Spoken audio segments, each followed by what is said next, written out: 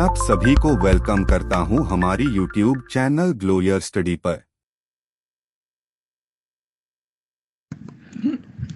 Hello everyone, आप सभी को नमस्कार। आशा करता हूं कि सब बढ़िया है।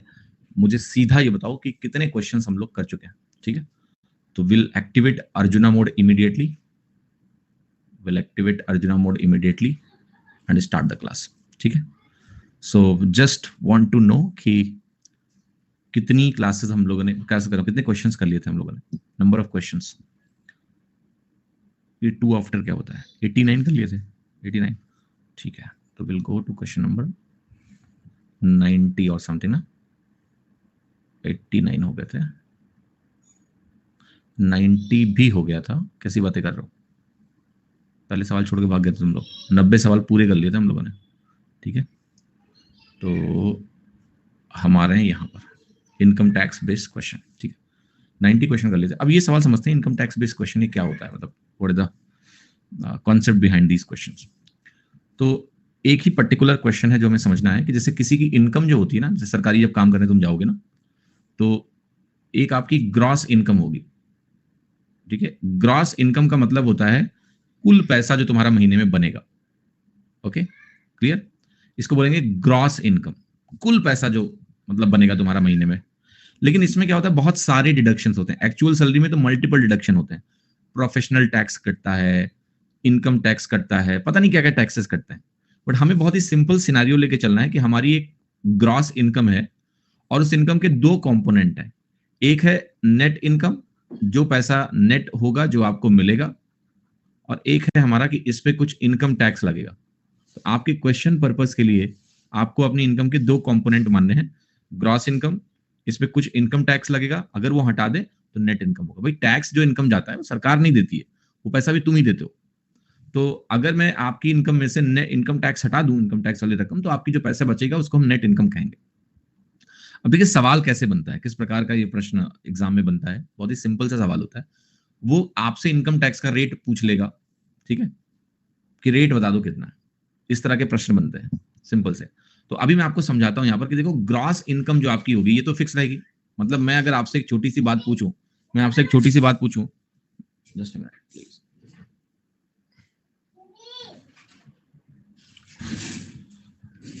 मैं आपसे एक छोटी सी बात पूछता हूं, अगर आप ध्यान से देखें कि ये ग्रॉस इनकम से मैं नहीं खेलना, ये तो फिक्स होगा। लेकिन अगर हम आपके इनकम टैक्स को बढ़ा दें, इनकम टैक्स बढ़ा दिया मैंने, तो आपकी नेट इनकम कम होनी चाहिए। जितना इनकम टैक्स बढ़ेगा नेट इनकम उतना ही गिरेगा। जब ये बैलेंसिंग होगी तो ग्रॉस इनकम तभी फिक्स रहेगी। ठीक है, जैसे मान लिया मैंने आपसे बोला कि मैंने आपके इनकम टैक्स को A% से बढ़ाया। फॉर एग्जाम्पल, इनकम टैक्स को अगर मैंने A% से बढ़ाया है, इंक्रीज किया है, और मैं आपसे बोलता हूं कि आपका जो नेट इनकम है वो मान लेते हैं B% से गिर गया, फॉल कर गया, तो ये ग्रॉस इनकम आपकी फिक्स रहेगी। ये तभी होगा जब आप कहोगे कि B%, ये AB रूल नहीं है, पहली बात पुतिन साहब जागिए। AB रूल जो होता है वो A into B कांस्टेंट पे होता है। तो यहां आपको मिलेगा कि B% नेट इनकम का A% इनकम टैक्स के बराबर हो जाए। यानी हमारा जो नेट इनकम हो, हमारा जो नेट इनकम हो और जो हमारा इनकम टैक्स हो, अगर मैं अनुपात लिखूं, नेट इनकम और इनकम टैक्स का अनुपात लिखूं, तो ये वैल्यू हमारी क्या होगी, A/B हो जाएगी, A/B हो जाएगी। ठीक है, अगर A% यहां बढ़ा, B% यहां बढ़ा, तो इन दोनों का अनुपात पता चलेगा। मैं एक आपको प्रैक्टिकल क्वेश्चन देने जा रहा हूं, और वो प्रैक्टिकल क्वेश्चन देखना, आपको सारी बातें समझ में आने लगेंगी मैं क्या कहना चाह रहा हूं। तो मान लिया मैंने एक सवाल आपको दिया ऐसा कि मैंने नेट इनकम में 25% की गिरावट देखी जब हमने इनकम टैक्स को 10% से बढ़ाया। सवाल देखना, मैंने नेट इनकम में 25% की गिरावट देखी जब मैंने इनकम टैक्स को 10% से बढ़ाया। बताओ इनकम टैक्स का रेट क्या है। तो जैसे ही आपको ये बात दिखे, आप तुरंत ही जाना यहां पर कि नेट इनकम और इनकम टैक्स का जो अनुपात होगा वो कुछ इस अनुपात में बनेगा। हम 25 5 दूनी 10, यानी आप कहोगे कि ये वैल्यू जब मेरी 2 होगी तो ये वैल्यू मेरी 5 होगी। तभी जाके इसका 25% देखो कितना होगा, 25% 2 का निकालोगे आधा आएगा, और 10% 5 का निकालोगे ये भी आधा आएगा, बैलेंसिंग हो जाएगी। तो उस समय ग्रॉस इनकम कितनी होगी तुम्हारी, 7 के बराबर होगी, 7 होगी। अब अगर मैं आपसे बोलूं कि मेरा इनकम टैक्स का रेट क्या है, इनकम टैक्स रेट परसेंटेज निकालना है मुझे, तो आप कहोगे 5 का इनकम टैक्स है, 7 की ग्रॉस इनकम है, 5/7 का आपका ग्रॉस रेट परसेंटेज आपका कैलकुलेट होकर यहाँ पर आएगा। जो परसेंटेज में जब आप कैलकुलेट करते हो तो आपको 71 1/7% शायद मिलता है। ठीक है, 14 पंचे 70 हो जाता है, कुछ ऐसे ही होता है ना। 2/7 कौन बोल रहा है? 5/7% आएगा। 14 2/7 ये कितना होता है? 71 1/7 होता है या कम होता है या ज्यादा होता है? कितना होता है बताओ?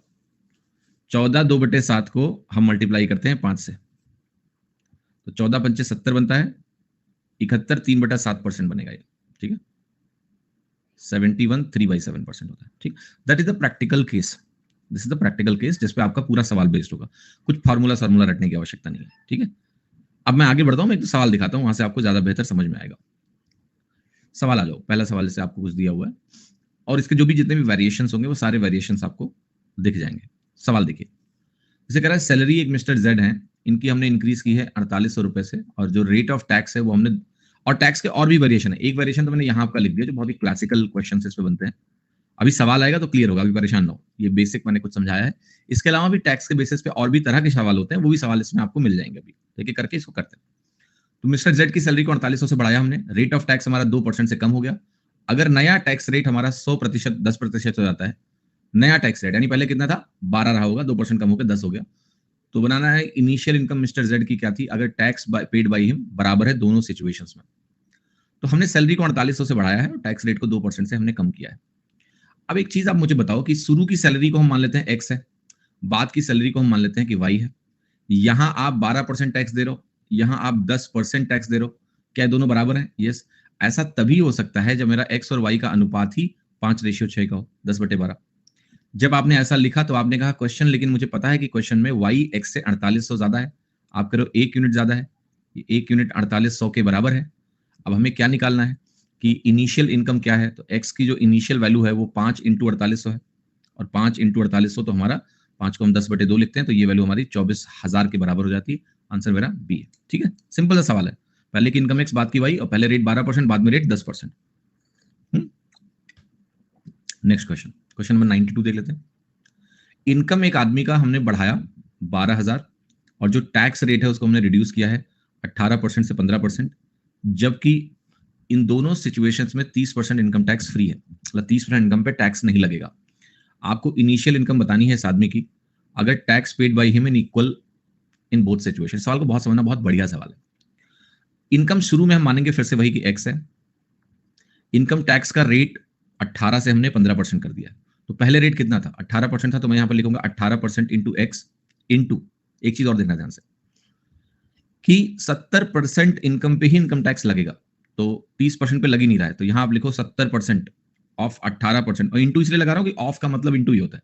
तो 18% इनकम टैक्स है एक्स पे, लेकिन 70% इनकम पे ही टैक्स लग रहा है, तो आप इसको ऐसे भी लिख सकते हो कि पहले हम 70% की इनकम निकालेंगे, तो 70% यहां लिखेंगे, फिर इस पर 18% का इनकम टैक्स लगाएंगे। देन आप करो कि हमने 12,000 रुपए से वैल्यू बढ़ा दी, तो ये वैल्यू हमारी होगी एक्स प्लस 12,000, ये नया बेस आपका हो जाएगा। यहां पर आपका टैक्स रेट 15% हो गया, और अब भी 70% पे ही टैक्स लग रहा है। 70 कैसे लिखा बेटा? सवाल में दिया है कि 30% इनकम पे टैक्स नहीं लगेगा, तो हम 70% पे ही टैक्स लगाएंगे ना, 30 पे टैक्स नहीं लगना है तो 70% पे टैक्स लग गया। तो ये सिचुएशन हो गई। और उसके बाद हम क्या कर रहे हैं, 70 से 70 काट रहे हैं, काट दो। उसके बाद 3 से काटो, 3 6 18 बनेगा, 3 5 15 बनेगा, ये भी काट दो। अब जो वैल्यू आपके पास बची वो क्या बची कि 6x is equal to 5x plus 12 और 5 का गुणा किया, ये 60,000 के बराबर हो गया। हमें यहाँ से x की वैल्यू मिल गई, और x की वैल्यू हमें कितनी मिल गई? 60,000। x हमारा 60,000 के बराबर हो गया, ये आंसर हमारा हो गया B, 60,000। Is it clear to everyone? सही है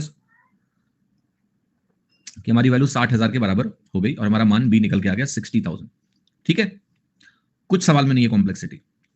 93 सवाल देखिए, कह रहा है एक आदमी की जो एनुअल इनकम है वो हमने बढ़ाई 5 लाख रुपए से, लेकिन जो टैक्स है इनकम पर जो उसको पे करना है वो रिड्यूस हो गया 12 से 10%। अब वो 10,000 रुपए ज्यादा इनकम टैक्स देता है, मोर का मतलब ज्यादा पे करता है। आपको बताना है कि उसकी इंक्रीज्ड इनकम सालाना कितनी है। तो मैं वही कहूंगा कि पहले हमारी इनकम मान लेते हैं एक्स है, टैक्स कितना लग रहा है? 12%। अब हम क्या कर रहे हैं कि एक्स को हम बढ़ा दे रहे हैं 5 लाख से, मैं इसको एक्स प्लस 5 लिखूंगा, मतलब एक्स लाख में ही है, और ये हमने क्या किया 10% कर दिया। कह रहा है ये जो टैक्स है ये अभी भी 10,000 ज्यादा है, तो 10,000 अगर ये टैक्स ज्यादा है तो क्या मैं इसमें 10,000 अगर जोड़ दूं तो ये दोनों वैल्यू बराबर हो जानी चाहिए? यस, क्योंकि ये टैक्स अभी भी 10,000 ज्यादा है, ये वैल्यू बनेगी आपकी। अब आप कहोगे 12% एक्स का 10% एक्स का मैं लेफ्ट साइड ले जाऊंगा, ये बनेगा 2% एक्स का। यहाँ लिखो, ये 5 लाख है, ध्यान रखना। 5 लाख का 10% अगर मैं 1000 में लिखना चाहूं तो मैं लिखूंगा 50,000, ध्यान रखिएगा 50,000 हो गया।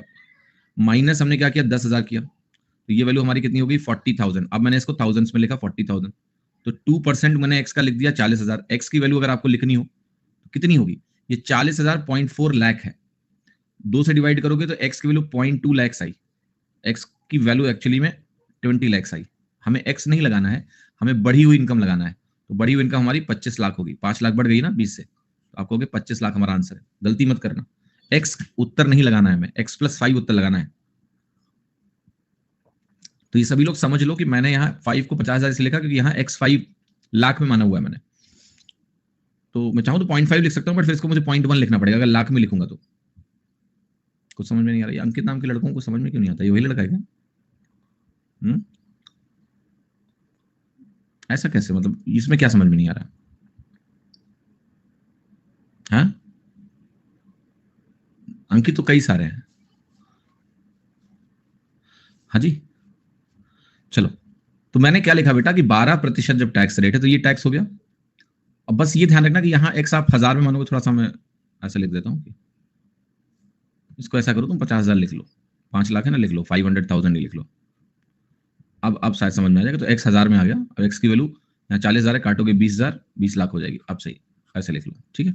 2% क्या क्या सर? अरे 2% क्वेश्चन में दिया हुआ बेटा कि पहले 12% था, अब 10% इनकम टैक्स हो गया।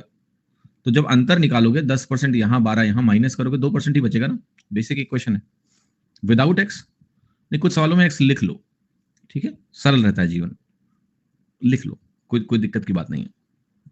94 सवाल, इनकम एक पर्सन की हम 3600 से डिक्रीज कर रहे हैं और जो रेट ऑफ इनकम टैक्स है वो 18 से 21% बढ़ा रहे हैं। जो टैक्स पेड होगा वो 3:2 हो जाएगा और 23.45% इनकम टैक्स फ्री है दोनों केसेस में। Find initial income of the person. तो हम क्या कर रहे हैं बेसिकली कि पहले हम 18% एक्स का टैक्स दे रहे थे, बाद में हम 21% टैक्स देंगे, लेकिन अब ये वैल्यू हमारी जो होगी ये वाई होगी, एक्स वाई हो गई। और एक चीज देखो कि आपकी कुछ पर्टिकुलर इनकम टैक्स फ्री है, लेकिन मजेदार बात क्या है, अगर आप पिछला सवाल आप देख के आए हो कि जब हम 70% इनकम टैक्स फ्री कर रहे थे दोनों साइड से 70-70 कट गया था। इससे कैलकुलेशन पे कोई फर्क ही नहीं पड़ता। जब परसेंटेजेस बराबर होते हैं, जितनी इनकम पे आप टैक्स लगा रहे हो, अगर वो बराबर है दोनों तरफ तो वो कैंसिल ही हो जाते हैं कैलकुलेशन में, ठीक है। तो जैसे यहां उन्होंने बोला कि इस नॉलेज का यहां फायदा होगा, 23.45% इनकम टैक्स फ्री है। अब तुम 23.45 के करस्पॉन्डिंग 100 में से माइनस करोगे, परसेंटेज निकालोगे, आपका परसेंटेज कितना आएगा 74.55%। ये दोनों जगह ऊपर नीचे लिखोगे कट जाएगा, इसलिए मैं लिखूंगा ही नहीं। इसलिए बात आप समझ लीजिए कि दो केसेस में अगर टैक्स फ्री इनकम बराबर है तो वो कट जाता है, उससे मतलब नहीं। आपको सिर्फ इतना ही लिखना है कि 18% एक्स 21% वाई, और ये वैल्यू क्वेश्चन में 3/2 के बराबर दिया है। यहां से तुम जरा x/y निकालो, आपको निकालोगे 3 6 18, 3 7 21, तो ऐसे ही बन रहा है, 3 दूनी 6 ऐसे ही बन जाएगा। तो ये वैल्यू आपकी बनेगी 7/4। आप क्वेश्चन देखिएगा, कह रहा है कि y और x में जो अंतर है वो 3600 का है, पहले ही दिया हुआ है। तो मैं लिख सकता हूं कि 3 यूनिट, 7 में 4 गया, 3 यूनिट 3600 के बराबर है। तो हमारा जो 1 यूनिट है ना, 1 यूनिट ये 1200 के बराबर है, और 1 यूनिट हमारा 1200 के बराबर है। तो हमसे पूछा गया इनिशियल इनकम क्या है। इनिशियल इनकम x हमारा 7 यूनिट है, तो 7 यूनिट क्या होगा, 12 7 84 यानी 8400 के बराबर हो गया। आंसर जो आपका आया वो डी आ गया, 8400। ठीक है, सीधा सा सवाल है, कोई मुश्किलात नहीं होगी। अब वो नेट इनकम वाला जो सवाल था वो यहां आपको क्लियर हो जाएगा। मैंने कहा था ग्रॉस इनकम होगा, ग्रॉस इनकम होगा net income plus income tax. अब तुम इनकम टैक्स को ये करो कि ये वैल्यू 8% से गिर गई। कब? ये वैल्यू 8% से गिर गई जब हमारा इनकम टैक्स 17% से बढ़ गया।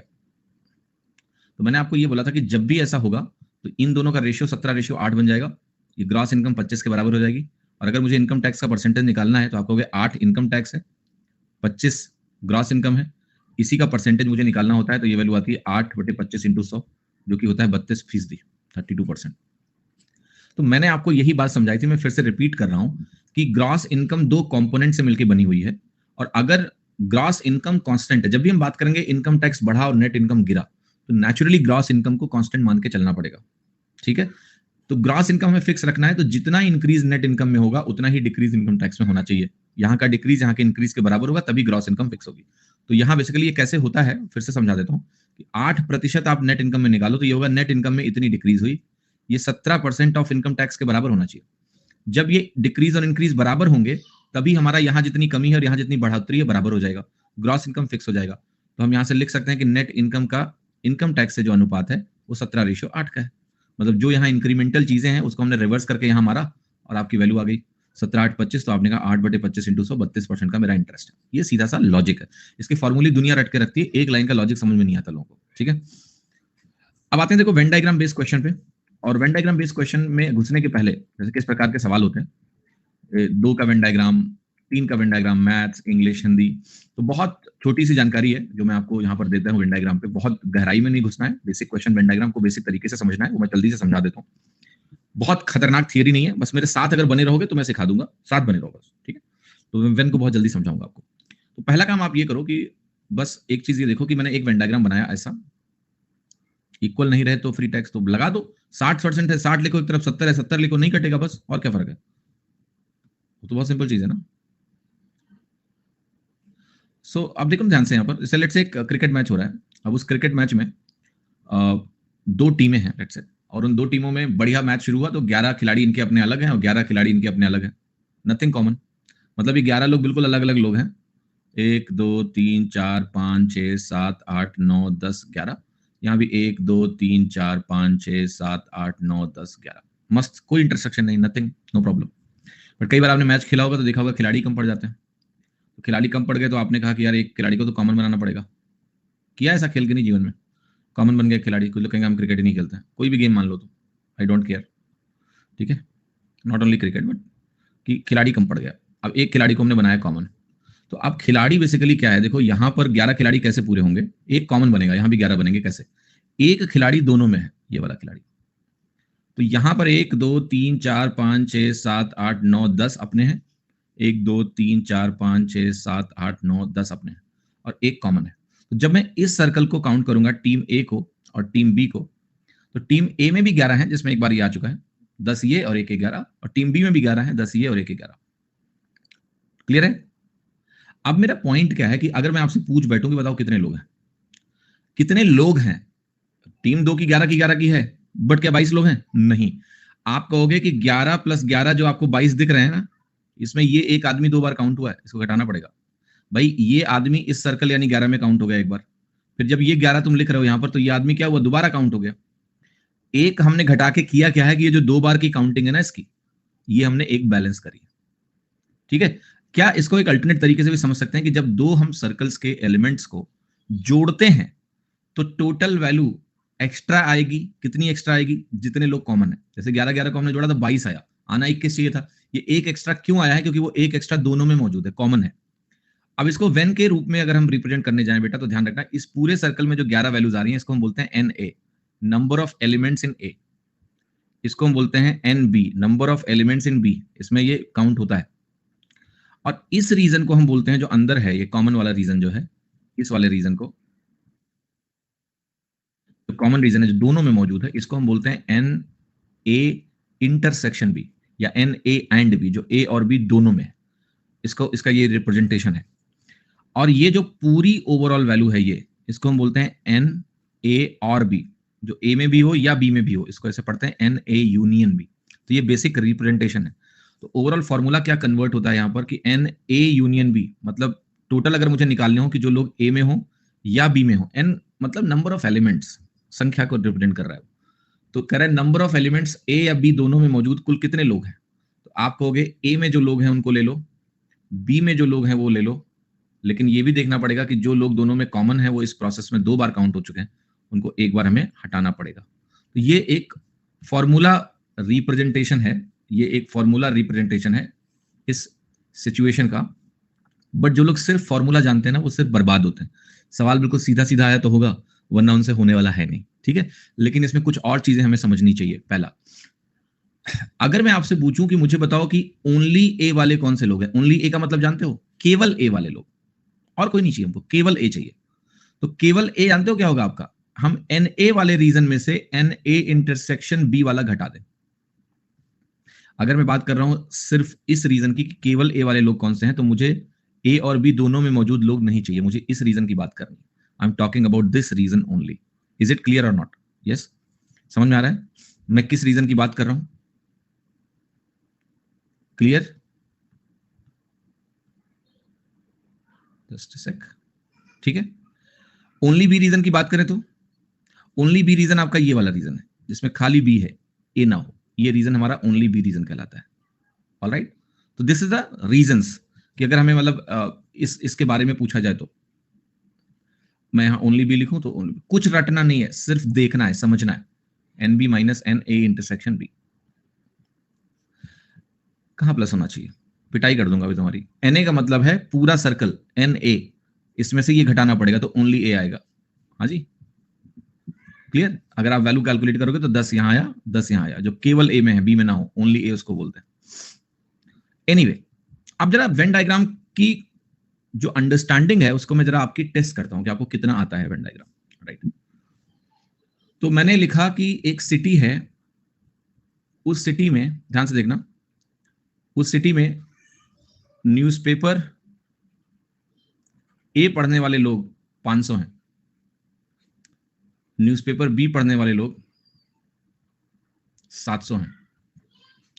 फिर मैंने लिखा कि जो न्यूज़पेपर ए एंड बी दोनों पढ़ते हैं, ए एंड बी बोथ पढ़ते हैं, वो लोग 100 हैं। आपको बताना है शहर की टोटल पॉपुलेशन क्या है, जरा निकालो। What is total population of the town? Quickly solve करिए जरा, इस शहर की टोटल पॉपुलेशन क्या है? ए न्यूज़पेपर पढ़ने वाले 500 लोग हैं, बी न्यूज़पेपर पढ़ने वाले 700 लोग हैं, और ए और बी दोनों पढ़ने वाले 100 लोग हैं। तो टोटल पॉपुलेशन शहर की 1100 निकाल रहे हो आप कैसे, जो कि सरासर गलत है। यही समझ में आया कि आपको वेन डायग्राम कुछ नहीं आता है।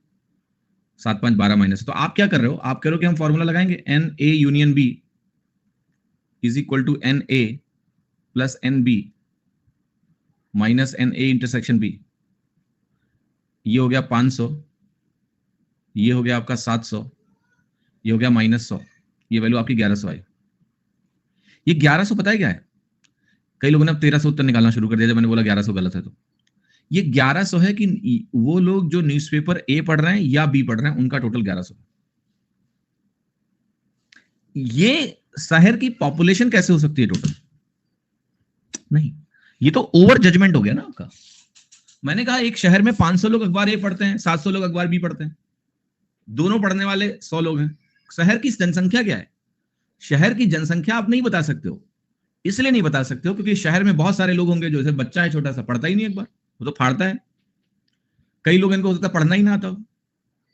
तो the meaning of n A union B पहले आपको समझना है क्या है। एन ए यूनियन बी का मतलब है कि अखबार ए या अखबार बी पढ़ने वाले लोग कितने हैं, वो 1100 लोग हैं। बट क्या यह शहर की जनसंख्या है? नहीं कह सकते, अभी हम नहीं कह सकते कुछ।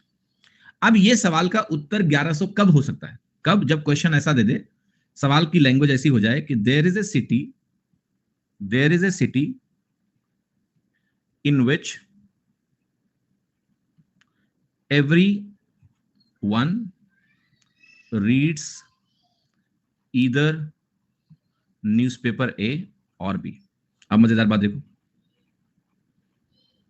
अगर मैं ये लाइन इस सवाल में ऐड करूं कि एक शहर है जिसमें हर कोई अखबार ए या फिर बी जरूर पढ़ता है, एवरीवन रीड्स ईदर न्यूज़पेपर ए और बी, यहां पर मैंने ये चीज क्लियर कर दी कि शहर की जनसंख्या का हर व्यक्ति अखबार ए या फिर बी जरूर पढ़ेगा। तो उस केस में क्या होगा, एन ए यूनियन बी यानी अखबार ए या फिर अखबार बी पढ़ने वाले जितने भी टोटल लोग हैं वही हमारे शहर की जनसंख्या होगी। तो हम कहेंगे कि हमारी जो टोटल पॉपुलेशन है वो हमारी टोटल पॉपुलेशन किसके बराबर होगी? वो टोटल पॉपुलेशन फिर एन ए यूनियन बी के बराबर ही हो जाएगी। दैट मीन्स हमारा आंसर 1100 आएगा। तो ये बात पहले तुमको समझना है, this meaning is very important कि हम जो एन ए यूनियन बी निकालते हैं वो क्या है, वो ए या फिर बी पढ़ने वाले लोगों की संख्या है। और उसमें हम डबल काउंटिंग नहीं करेंगे, इंटरसेक्शन वाला मतलब जो दो बार काउंट है वो घटा रहे हैं, 5 7 12, 12 में 100 घटाया 1100 बचा, तो ये 1100 करेक्ट है। And this is how this basic understanding works, क्योंकि लोगों को पता नहीं होता कि वेन डायग्राम किस चीज का बना दिया। तो अब जब हम एन ए यूनियन बी लिखेंगे तो आपको पहले एक चीज समझना है कि जब मैंने एक वेन डायग्राम ऐसा बनाया, let's say I made a Venn diagram कि मैंने कहा ये ए है और ये बी है। तो जब मैं एक वेन डायग्राम तुम्हारे सामने बनाऊंगा तो एक चीज का आपको विशेष ख्याल रखना है, ध्यान रखना है। एक मिनट इसको सेलेक्ट कर लेते हैं कि ये वेन डायग्राम क्या रिप्रेजेंट करता है। अगर मैंने इसको कहा ए या बी, तो इस वेन डायग्राम से क्या रिप्रेजेंट होता है। अगर मैं एन ए यूनियन बी लिखूं तो एन ए यूनियन बी में आप कहोगे वो लोग हैं जो या तो ए में हैं या बी में, बस। Okay, n A union B में वो लोग रिप्रेजेंटेड होंगे जो या तो ए में होंगे या बी में होंगे। जो लोग बाहर हैं इससे, वो इसमें नहीं। मतलब जिनके अंदर क्वालिटी है ए में होने की या बी में होने की, वो सारे लोगों का समुच्चय, सेट का total number of element n A union B है। So n n A union B क्या है, ए या बी में होने वाले सारे लोगों की संख्या है। अब उसके बाहर की कहानी हमें नहीं पता अभी, बस ये रिप्रेजेंटेशन और अंडरस्टैंडिंग आपको होनी चाहिए। अब मैं आता हूं और मैं बात करता हूं, थोड़ा बेसिक क्वेश्चंस की बात कर लेते हैं। क्वेश्चन नंबर 96 देखते हैं क्या दिया हुआ है। इस सवाल को थोड़ा समझिएगा। यहां आपसे कह रहा है कि एक इम्तिहान हुआ, उसमें 73% कैंडिडेट, कॉमन इंक्लूडिंग क्या होता है आपको मैंने जब यहां समझाया बेटा, ये क्या था बताओ। एन ए यूनियन बी की वैल्यू क्या आई, 21। कितने यूनिक लोग हैं, कॉमन को 2 बार काउंट नहीं कर सकते हो आप। यहां सबको समझा दिया मैंने एक छोटे से वेन डायग्राम में। टोटल 21 लोग हैं, 22 लोग नहीं है। तो बनाई से एन ए यूनियन बी, आप कॉमन को 2 बार काउंट नहीं कर सकते। कितने यूनिक लोग हैं, 21 लोग हैं, 21। यहां आप इस सवाल से और चीजें क्लियर होंगी आपकी। 73% कैंडिडेट पास होते हैं एक क्वांटिटेटिव एप्टीट्यूड टेस्ट में, 70% लोग पास होंगे जनरल अवेयरनेस में, और 64% लोग दोनों में पास होंगे। 63 लोग फेल हो गए दोनों सब्जेक्ट में। आपको बताना है टोटल नंबर ऑफ एग्जामिनीज वर 149 क्या होता है, ये हटाओ, ये 149 करेगा, 149 नहीं, 149 नहीं है ना। ओके, तो अब देखो मैं वेन डायग्राम बनाऊंगा, तो मेरे को वेन डायग्राम, कोई भी वेन डायग्राम बनाने के पहले आई हैव टू डिसाइड कि ये वेन डायग्राम क्या रिप्रेजेंट कर रहा है। तो यहां पर 2 वेन डायग्राम बनाने की संभावना है। एक, मैं पास होने वाले लोगों का वेन डायग्राम बनाऊं, और एक मैं फेल होने वाले लोगों का वेन डायग्राम बनाऊं। There are 2 possibilities. तो मैं पहले पास वालों का वेन डायग्राम बनाऊंगा। पास का मतलब क्या है, मैथ में पास होने वाले लोग, ठीक है। पास होने वाले लोगों का मतलब है कि मैथ में पास होने वाले लोग, क्वांटिटेटिव एबिलिटी में पास होने वाले लोग, जनरल अवेयरनेस जीए में पास होने वाले लोग। तो आप ध्यान से देखना, इस वेन डायग्राम को अगर मैं बनाने जाऊं, just a second, let me overlap this. तो बेसिकली ये वेन डायग्राम क्या कह रहा है, ये क्वांट का मतलब है मैथ्स, जनरल अवेयरनेस का मतलब है जी। तो ये जब इस सर्कल को देखोगे तो आप कहोगे क्वांट में कितने लोग पास हुए हैं। तो कह रहा है 73% लोग क्वांट में पास हुए हैं। तो इस क्यू की वैल्यू है 73%। जनरल अवेयरनेस में कितने परसेंट लोग पास हुए हैं, 70% लोग पास हुए, तो मैं यहां लिखूंगा 70%। और 64% लोग दोनों में पास हुए, तो मैं यहां लिखूंगा 64%। अब मैं अगर इस वेन डायग्राम का टोटल निकालूं, तो आपको पता है 73 + 70 करेंगे 143 आएगा, उसमें 64 घटाएंगे। क्लियर, उसमें 64 घटाएंगे कि नहीं घटाएंगे, दोनों को जोड़ के 64 घटाएंगे। तो 143 में अगर मैं 64 घटाऊंगा तो कितनी वैल्यू आएगी मेरी, 79%। सही, यस, क्या मैंने सही लिखा है। अब ये 79% क्या है, कम से कम एक विषय में पास होने वाले लोग हैं। जो लोगों के रिजल्ट में कहीं ना कहीं पास लिखा है, भले ही वो क्वांट में पास हो। देखो इसमें फेल हुए लोग भी हैं, बट जो दोनों में फेल हैं वो नहीं होंगे, क्योंकि दोनों में फेल होने वाला आदमी तो इस वेन डायग्राम में आ ही नहीं सकता है। इस वेन डायग्राम में हम उन लोगों को रिप्रेजेंट कर रहे हैं जो कम से कम एक विषय में पास हुए हो, वही तो इस वेन डायग्राम में आएंगे। जैसे कोई दोनों में फेल हो गया है, वो इस वेन डायग्राम में दिख ही नहीं सकता, नहीं आ सकता वो। यहां या तो क्वांट में पास होने वाला है, या जीए में पास होने वाला है, या दोनों में पास होने वाला है। दोनों में फेल वाले लोग यहां हैं क्या, नहीं। तो जैसे ही मैंने निकाला कि 79% लोग हैं जो कम से कम एक विषय में पास होते हैं, तो यहां से तुरंत एक अंडरस्टैंडिंग निकल के आएगी आपकी कि 21% ऐसे लोग हैं जो बोथ सब्जेक्ट में फेल हुए। जो 100% टोटल है, इसमें कौन से लोग इस वेन डायग्राम का हिस्सा नहीं है, 21% लोग जो दोनों विषय में फेल हुए। अब यही 21% आपका किसके बराबर है, क्वेश्चन के हिसाब से 6300 के बराबर है। 6300 लोग फेल हुए दोनों सब्जेक्ट में, तो आपका जो 1% है वो 300 के बराबर हो गया, और 100% अगर हम निकालेंगे यहां से तो 30,000 के बराबर। This is one of the way of representing this. मैं इसी सवाल को एक दूसरे तरीके से भी रिप्रेजेंट कर सकता हूं, ध्यान से देखिएगा, लाइक दिस।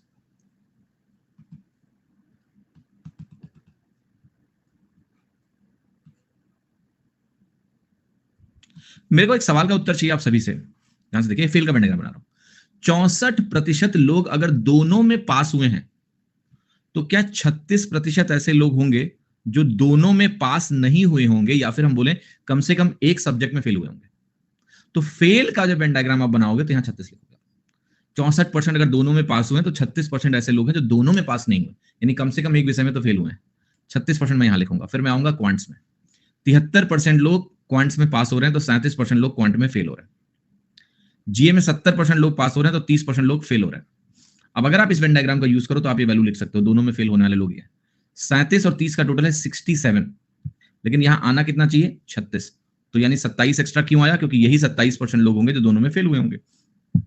27 है 21, 21, 36 लाना है, 67 टोटल आ रहा है, तो एक्स्ट्रा 21 क्यों आ रहा होगा, क्योंकि 21% लोग दोनों में फेल होने वाले लोग हैं। अब यहां से भी आप निकाल सकते हो सीधे वही वैल्यू की 21% की वैल्यू हमारी 6300 के बराबर है, तो 100% लोग कितने होंगे, they will be equal to 30,000, 30,000 लोग होंगे, और आपका आंसर हो गया simply C. C is your answer. ठीक है, करेक्ट, समझ में आया। क्वांट में 27 होना चाहिए, ज्यादा लिख दिए हैं, 27 कर लो। हाँ ठीक है, डेटा मैंने थोड़ा एक्स्ट्रा लिख दिया, 27 और 30 57, 57 और 21 बनेगा 36। ठीक है, करेक्ट हो गया, समझ में आया, कुछ थोड़ा थोड़ा समझ में आया। चलो अगला सवाल देखो। एक परिवार में कह रहा है 60% परिवार जो है गेहूं उगाएगा, 30% परिवार चावल उगाएगा, 15% परिवार दोनों उगाएगा। आपको बताना है अगर टोटल 176 फैमिलीज हैं तो कितनी फैमिलीज कुछ भी ग्रो नहीं कर रही हैं। तो देखो कैसे करोगे आप, यहां ऐसे बनाओ, फिर यहां ऐसे बनाओ, वेन डायग्राम बनाया। तो व्हीट वाली कितनी है, 60% फैमिलीज है। राइस वाली कितनी फैमिलीज हैं, 15% फैमिलीज है। नहीं, राइस वाली 30% है और 15% दोनों वाली है। तो अगर मैं कैलकुलेट करूं कि कम से कम कुछ भी उगाने वाले कितने लोग हैं, 60 30 90 माइनस 15, 75% लोग होंगे जो व्हीट या चावल कुछ ना कुछ उगा रहे हैं। तो 25% ऐसी जनता हो गई जो कुछ नहीं उगाती है। भाई 75% हुए ना टोटल जो व्हीट या फिर राइस उगा रहे हैं, बाकी 25% कुछ नहीं उगा रहे हैं। अब टोटल जो समझना है हमको वो 75% व्हीट या राइस उगा रहे हैं, और ये नथिंग वाले हैं, इनका रेशियो 3:1 बन रहा है, 3:1 बन रहा है। ठीक, मुझे टोटल जो इनका दिया है 4 यूनिट, कुल परिवार 176 दिए हैं, कुछ ना उगाने वाले 1 यूनिट है। 1 यूनिट की वैल्यू निकालो, 4 चौके 16, 4 चौके 16, 44 फैमिलीज आ गई। टोटल 100% 176 है, मुझे 25% की वैल्यू चाहिए, 1/4 चाहिए, तो 1/4 इंटू 76 44 के बराबर हो गया। ठीक है, यहां पर जो वेन डायग्राम है वो 3 विषयों का है, 3 विषयों का वेन डायग्राम पहले देख लेते हैं कैसे बनेगा। थोड़ा अच्छे से समझ लेना, एक फॉर्मूला है जो आपको समझना है, बट फॉर्मूले से ज्यादा जरूरी है कि वेन डायग्राम समझ लो पहले।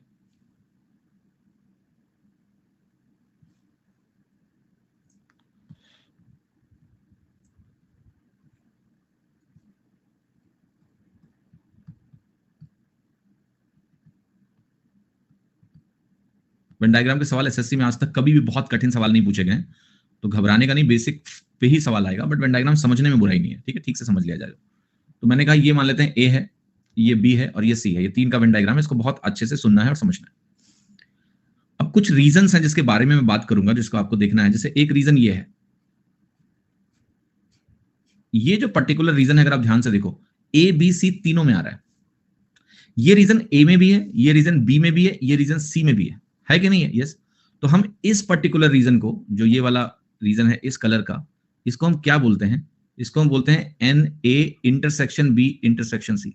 ए बी सी तीनों में आया तो इसको A and B and C बोलेंगे। जैसे एक अखबार है, मान लिया 3 तरह के, एक शहर में 3 तरह के अखबार चलते हैं एबीसी, तो तीनों अखबार पढ़ने वाले लोग ये वाले लोग। ठीक है, A intersection B intersection C. अब देखो मजेदार बात क्या है, जैसे इसका अगर हम फॉर्मूला बनाने जाएं तो फॉर्मूला कैसे बनेगा, let me show you the formula. सबसे पहले तो हम लिखेंगे कि ये वेन डायग्राम क्या रिप्रेजेंट करेगा। आप कहोगे अल्टीमेटली तो यही रिप्रेजेंट करेगा कि ए बी सी तीनों में से, ए बी सी तीनों में से कुछ भी कहीं भी कोई मौजूद हो उसको हमें काउंट करना है। ठीक है, n A union B union C. तो देखो सबसे पहली बात तो आती है कि भाई तीनों को जोड़ लेते हैं, एन ए कर लेते हैं, फिर आता है कि हम एन बी कर लेते हैं, फिर आता है कि हम एन सी कर लेते हैं। पर तीनों को जोड़ने में बहुत सारी चीजें 2-2 बार जुड़ गई। जैसे जैसे हमने एन ए जोड़ा, एन ए, अब एन ए को ध्यान से देखो, एन ए लिखते समय हमने ये वाला रीजन 2 बार जोड़ा कि नहीं जोड़ा? यस। मैं इसको नीले रंग से बनाऊं, understand this region. N A लिखते समय क्या ये वाला रीजन पूरा एक बार काउंट हुआ? यस। ये बाहर वाला भी हुआ, बट बाहर वाला इंटरसेक्शन में नहीं तो कोई दिक्कत नहीं, इसको तो काउंट करना ही है। बट ये नीला वाला रीजन एक बार आया पूरा, इस नीले वाले रीजन में हरा वाला रीजन एक बार आया और ये वाला रीजन एक बार आया। ये एन ए लिखते समय काउंट हो चुका है, ट्रू और नॉट? यस। अब थोड़ी देर के लिए मैं इस रीजन को फिर से हटाता हूं, बस देखते चलो। एन ए में एक बार क्या हुआ आपको समझ में आया, ये वाला रीजन एक बार काउंट हुआ, ये वाला रीजन भी एक बार काउंट हो गया। अब मैं एन बी पे आता हूं। अगर मैं एनबी लिख रहा हूं तो एनबी मतलब ये पूरा वाला सर्कल है, तो एनबी लिखते समय देखो क्या होगा, जब मैं एनबी लिख रहा हूं तो एनबी लिखते समय भी क्या हुआ, ये वाला रीजन पूरी तरह से काउंट हुआ कि नहीं हुआ? yes. मतलब ये हरा वाला जो रीजन है 2 बार काउंट हो चुका है, एनए में 1 बार, एनबी में 1 बार, और ये वाला रीजन भी 2 बार काउंट हो चुका है। ठीक है, फाइन, कोई दिक्कत नहीं। आप देखो एक बार फिर से, एनए लिखा, एनबी लिखा, अब मैं एनसी लिख रहा हूं। जब मैं एनसी लिखूंगा तो एनसी में ये वाला रीजन क्या होगा, 1 बार आएगा। तो what I am trying to explain in this process कि n A n B n C जब मैंने लिखा है तो what I am trying to explain, just see very clearly कि क्या ये वाले जो रीजंस हैं, ये वाले रीजंस, ये रीजंस, ये 2 बार काउंट हुए कि नहीं हुए? ये इतना बस देखो खाली, आप कहोगे ये रीजन 2 बार काउंट हुआ, इवन ये रीजन 2 बार काउंट हुआ, इवन ये रीजन 2 बार काउंट हुआ, यस और नो? ये बाहर वाला रीजन 1 बार आया, अंदर वाला ये रीजन जो है ये 3 बार काउंट हो चुका है। ये 2 बार 2 बार 2 बार, और ये वाला रीजन तो 3 बार आ चुका है, एनए एनबी एनसी तीनों में आया। तो अब मैं इस प्रोसेस को करेक्ट करने जा रहा हूं, तो मैं कहूंगा इस प्रोसेस में मैं जाके क्या करूंगा, अगर मैं n A intersection B minus करूं तो मैंने ये वाला रीजन और ये वाला रीजन 1 बार माइनस किया कि नहीं किया? सही है, नो? ये 2 बार काउंट हुआ है, मैंने कहा ये रीजन मेरा 2 बार काउंट हुआ है, 2 टाइम्स, ये रीजन 2 बार काउंट हुआ है, ये रीजन 2 बार काउंट हुआ है, ये रीजन 3 बार काउंट हुआ है। जब मैं एन ए इंटरसेक्शन बी हटा रहा हूं तो मैंने ये वाला रीजन, जो व्हाइट रीजन, ये वाला पोर्शन है, ये वाला, ये मैंने 1 बार हटा दिया तो 1 ही बार काउंटेड रहा। इसको भी मैंने साथ में 1 बार हटाया, क्योंकि इस रीजन का मतलब है इस पूरे रीजन को 1 बार हटाना। अब मैं लिखूंगा यहां पर minus n B intersection C minus n C intersection A. जब मैं ऐसा काम करूंगा तो मैंने क्या किया, मैंने ये व्हाइट वाले रीजन जो 2 बार काउंटेड थे, इनको मैंने 1 बार हटा दिया, तो अब इनकी काउंटिंग 1 बार है। लेकिन ऐसा करने से एक प्रॉब्लम हो गई, हरा वाला रीजन 3 बार काउंट हुआ था, 1 बार यहां, 1 बार यहां, 1 बार यहां, घटते समय भी 3 बार घट गया। तो जब आप ऐसा लिखते हो तो इसमें ये वाला रीजन बचा ही नहीं, ये वाला रीजन नहीं बचा। आपने इसको 3 बार जोड़ा, 3 बार घटा दिया, ये खत्म हो गया। बाकी सारे रीजन अब 1 बार ही हैं, चाहे बाहर वाले रीजन की बात कर लो या फिर आप इस व्हाइट वाले रीजन की बात कर लो, they all are present only once, duplicacy हट गई। बट ये अंदर वाला रीजन जो है तीनों वाला कॉमन है, 3 बार जोड़ा, 3 बार घट गया, इसलिए मुझे 1 बार इसको अलग से जोड़ना पड़ेगा, जिसको n A intersection B intersection C बोलते हैं। ये आपका फॉर्मूला है। मैंने समझाने की कोशिश करी है कि आपको ये चीज समझ में आ जाए। आपके एग्जाम में बेसिकली क्या होगा, आपका काम इस फॉर्मूले से चल जाएगा। लेकिन वेन डायग्राम समझने का फायदा क्या है कि हम इसको वेन डायग्राम में भी रिप्रेजेंट करके सॉल्व कर सकते हैं। तो आपको बहुत गहराई में नहीं उतरना है, लेकिन वेन डायग्राम पता होने से क्या फायदा होगा, वो पूछ लेगा मान लिया ओनली ए में कितने लोग हैं, तो वेन डायग्राम पता होगा तभी आप उसको देख के बता पाओगे कि ओनली ए में कितने लोग।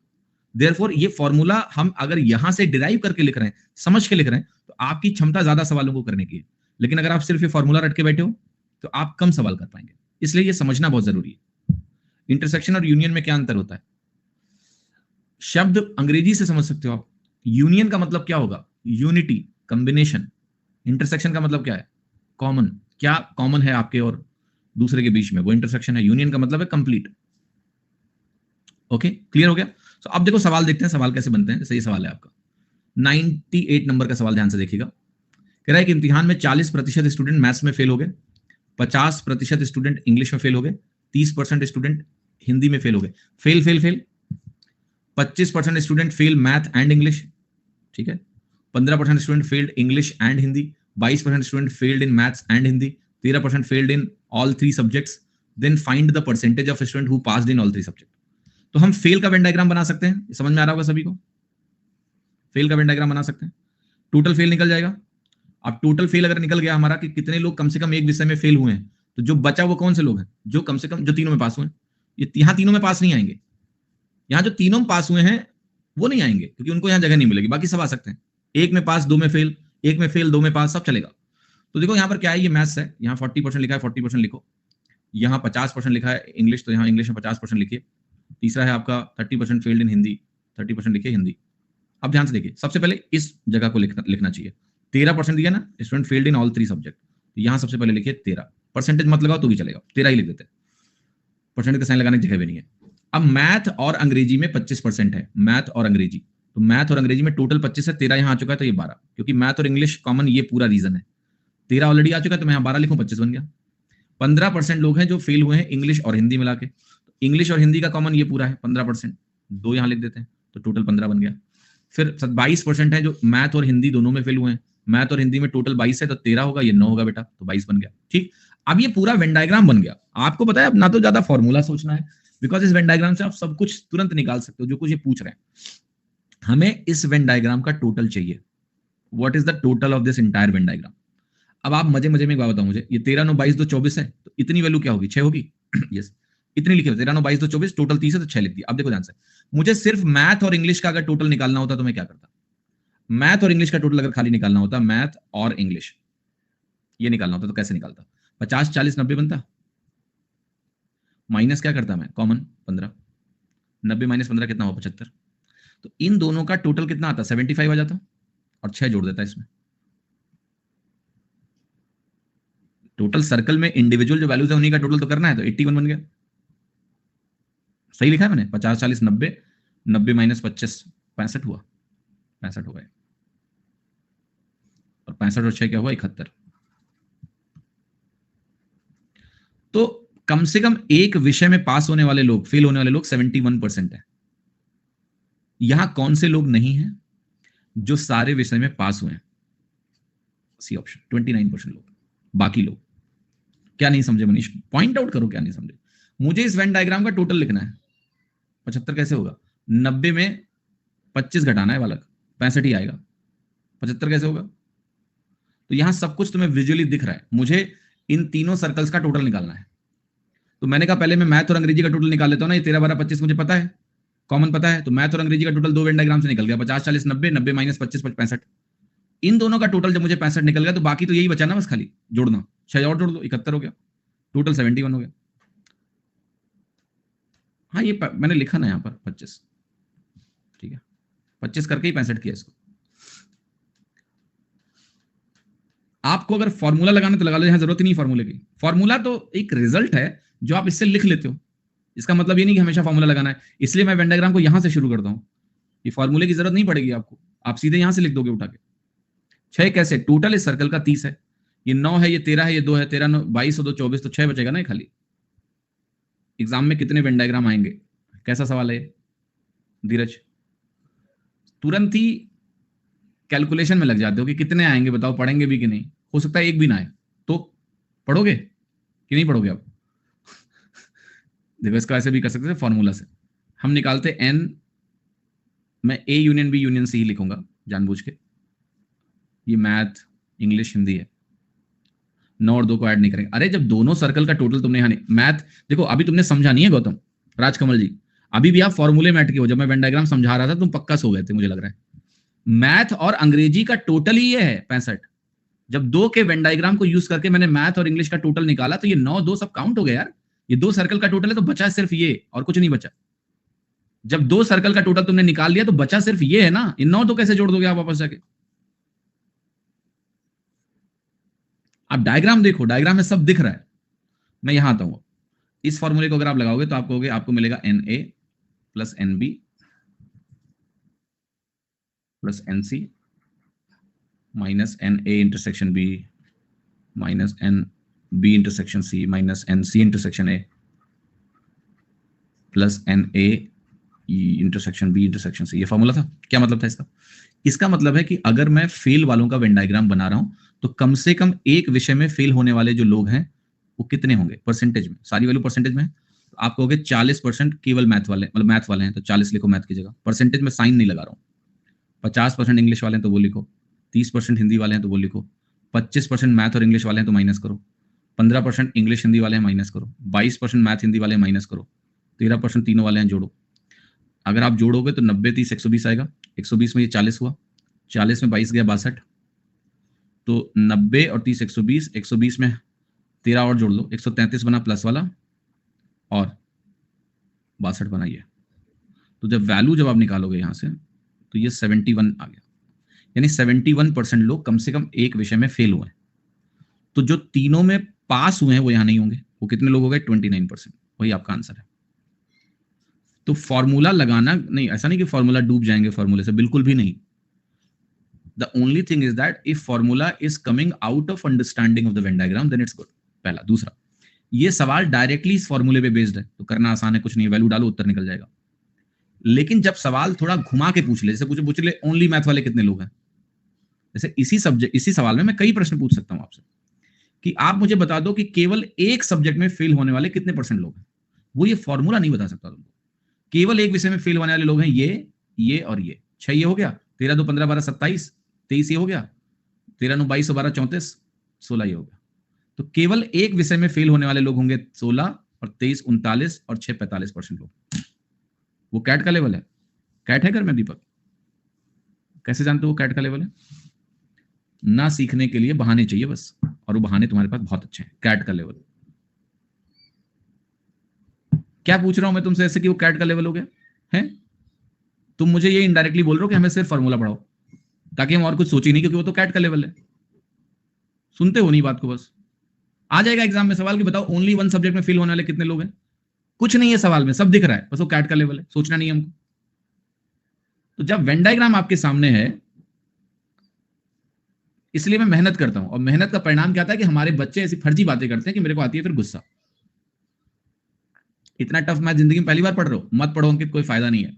दिमाग को इतना लोड देना बेकार चीज है। मौज करो लाइफ में जाके, नौकरी वोकरी लेने दो बाकी अपने दोस्तों को। तुम क्या करोगे नौकरी लेके? ठीक है, इतनी कठिन मैथ कैसे सीखोगे, है ना? हो पाएगा नहीं, मन कर नहीं रहा है तुम्हारा, छोड़ो। सपने ही क्यों देखने? देखो जिंदगी में दो तरह के लोग बहुत खुश होते हैं। एक, जिनकी कोई एस्पिरेशन ही ना हो, उन्हें कुछ चाहिए ही नहीं लाइफ में, तो या तो वो बन जाओ, तो कुछ नहीं चाहिए तुम्हें सच में, फिर यू नीड नथिंग। तो इधर you desire nothing and then just do whatever hell you want to do in life. एक दिन सबको जाना है यहां से, दुनिया में क्या रखा है? कुछ नहीं। क्या अचीव करने को? कुछ नहीं। या तो वो बन जाओ तुम, और या फिर सपने देखो तो लड़ो, फिर आके फ्रस्ट्रेशन वाली बातें ना करो, फर्जी बातें, है ना? तो इधर यू बिकम डिजायरलेस कि मुझे कुछ नहीं चाहिए जिंदगी में, फिर तुम्हारा दोस्त बगल में गाड़ी लेके निकलेगा तो जलन भी पैदा हो जाएगी तुरंत ही, और मेहनत नहीं करनी हमको। इतना टफ मैं जिंदगी में पहली बार पढ़ रहा हूं। तुमने पहले ठीक से पढ़ा भी है, 4 फॉर्मूले रट लिए और कह लिए मैथ पढ़ रहे थे, मैथ पढ़ रहे थे। पहली बार जिंदगी में कुछ पढ़ने को मिल रहा है तो पढ़ना ही नहीं है। ठीक है, तो लाइफ का सारा ड्रामा इसीलिए है क्योंकि हमारी डिजायर नथिंग नहीं है। हम अपनी लाइफ को कंफर्टेबल बनाना चाहते हैं, समझे कि नहीं? अगर if you are okay with nothing, अगर आप जिंदगी में सोच लो कि हमको घर नहीं चाहिए, हम तो कहीं भी सो के अपनी जिंदगी निकाल लेंगे, तो लंगर में भी खाने मिलते हैं गुरुद्वारे में, but can you live that life? If you can, it's fine, तुम्हें जिंदगी में कुछ नहीं चाहिए, बट अदरवाइज जिंदगी में बहुत कुछ चाहिए। ठीक है, तो सोच लो, डिसाइड कर लो क्या करना है। इधर आओ पहले। तो मैंने तुम्हें यहां कहा मैथ में 40%। आज से अगर कोई कैट लेवल का नाम ले लिया ना तो छोड़ूंगा नहीं मैं। सबने इतना कैट को बदनाम कर रखा है जिंदगी में। जिन लोगों ने कभी कैट नहीं दिया है उनको बदनाम करना है किसी को, तो कैट को बदनाम कर लो बस। 12 13 9 2, जरा ये डेटा था। अब मैं करता यहां से सब कुछ दिख रहा है आपको। 12 13 25 और 9 34, 34 के बाद ये 16 बनेगा, 12 13 25 और 2 27, ये 23 बनेगा, 13 9 22 2 24 और 6 30 बनेगा। अब बताइए इस वेन डायग्राम का फायदा क्या है? फायदा यह है कि आपको सब कुछ पता है। जैसे मैं बोलूं कि failed in only one subject, only one subject, केवल एक विषय में फेल होने वाले कितने लोग हैं? ठीक है, ये 6 होगा, इसको 6 कर लो। तो failed in only one subject अगर मुझे लिखना हो तो ओनली वन सब्जेक्ट का मतलब केवल ये लोग चाहिए मुझे, डबल वाले नहीं चाहिए। 6 23 6 29 और 6 35% लोग। Failed in exactly 2 subject, failed in exactly 2 subject चाहिए हमें। एग्जैक्टली 2 का मतलब 3 वाले नहीं चाहिए। 12 9 और 2, 12 + 2 + 9, 14 और 9 23%। Failed in at least one subject, वो तो पूरा डायग्राम वेन डायग्राम का टोटल आ जाएगा। फेल्ड इन एटलीस्ट 2 सब्जेक्ट्स, ये पूछ लो। एटलीस्ट का मतलब होता है कम से कम 2, 2 वाले भी चाहिए 3 वाले भी चाहिए। तो 2 वाले आपके 23 हो गए और 3 वाला आपका 13 हो गया, ये वैल्यू हो गया 36%। Failed in at most 2 subject, at most 2 का मतलब होता है अधिकतम 2, यानी एक वाला चलेगा 2 वाला चलेगा, एक वाला भी चलेगा 2 वाला भी चलेगा। तो 13 छोड़ के सब चाहिए। टोटल हमने देख रखा था 71% था, तो 71% में मुझे 13 नहीं चाहिए, 58% हो गया। तो the understanding of the Venn diagram allows you to write anything and everything. सब कुछ लिख सकते हो तुम जो तुमसे पूछा जाए, बट उसके लिए when पता होना चाहिए तुम, ठीक है।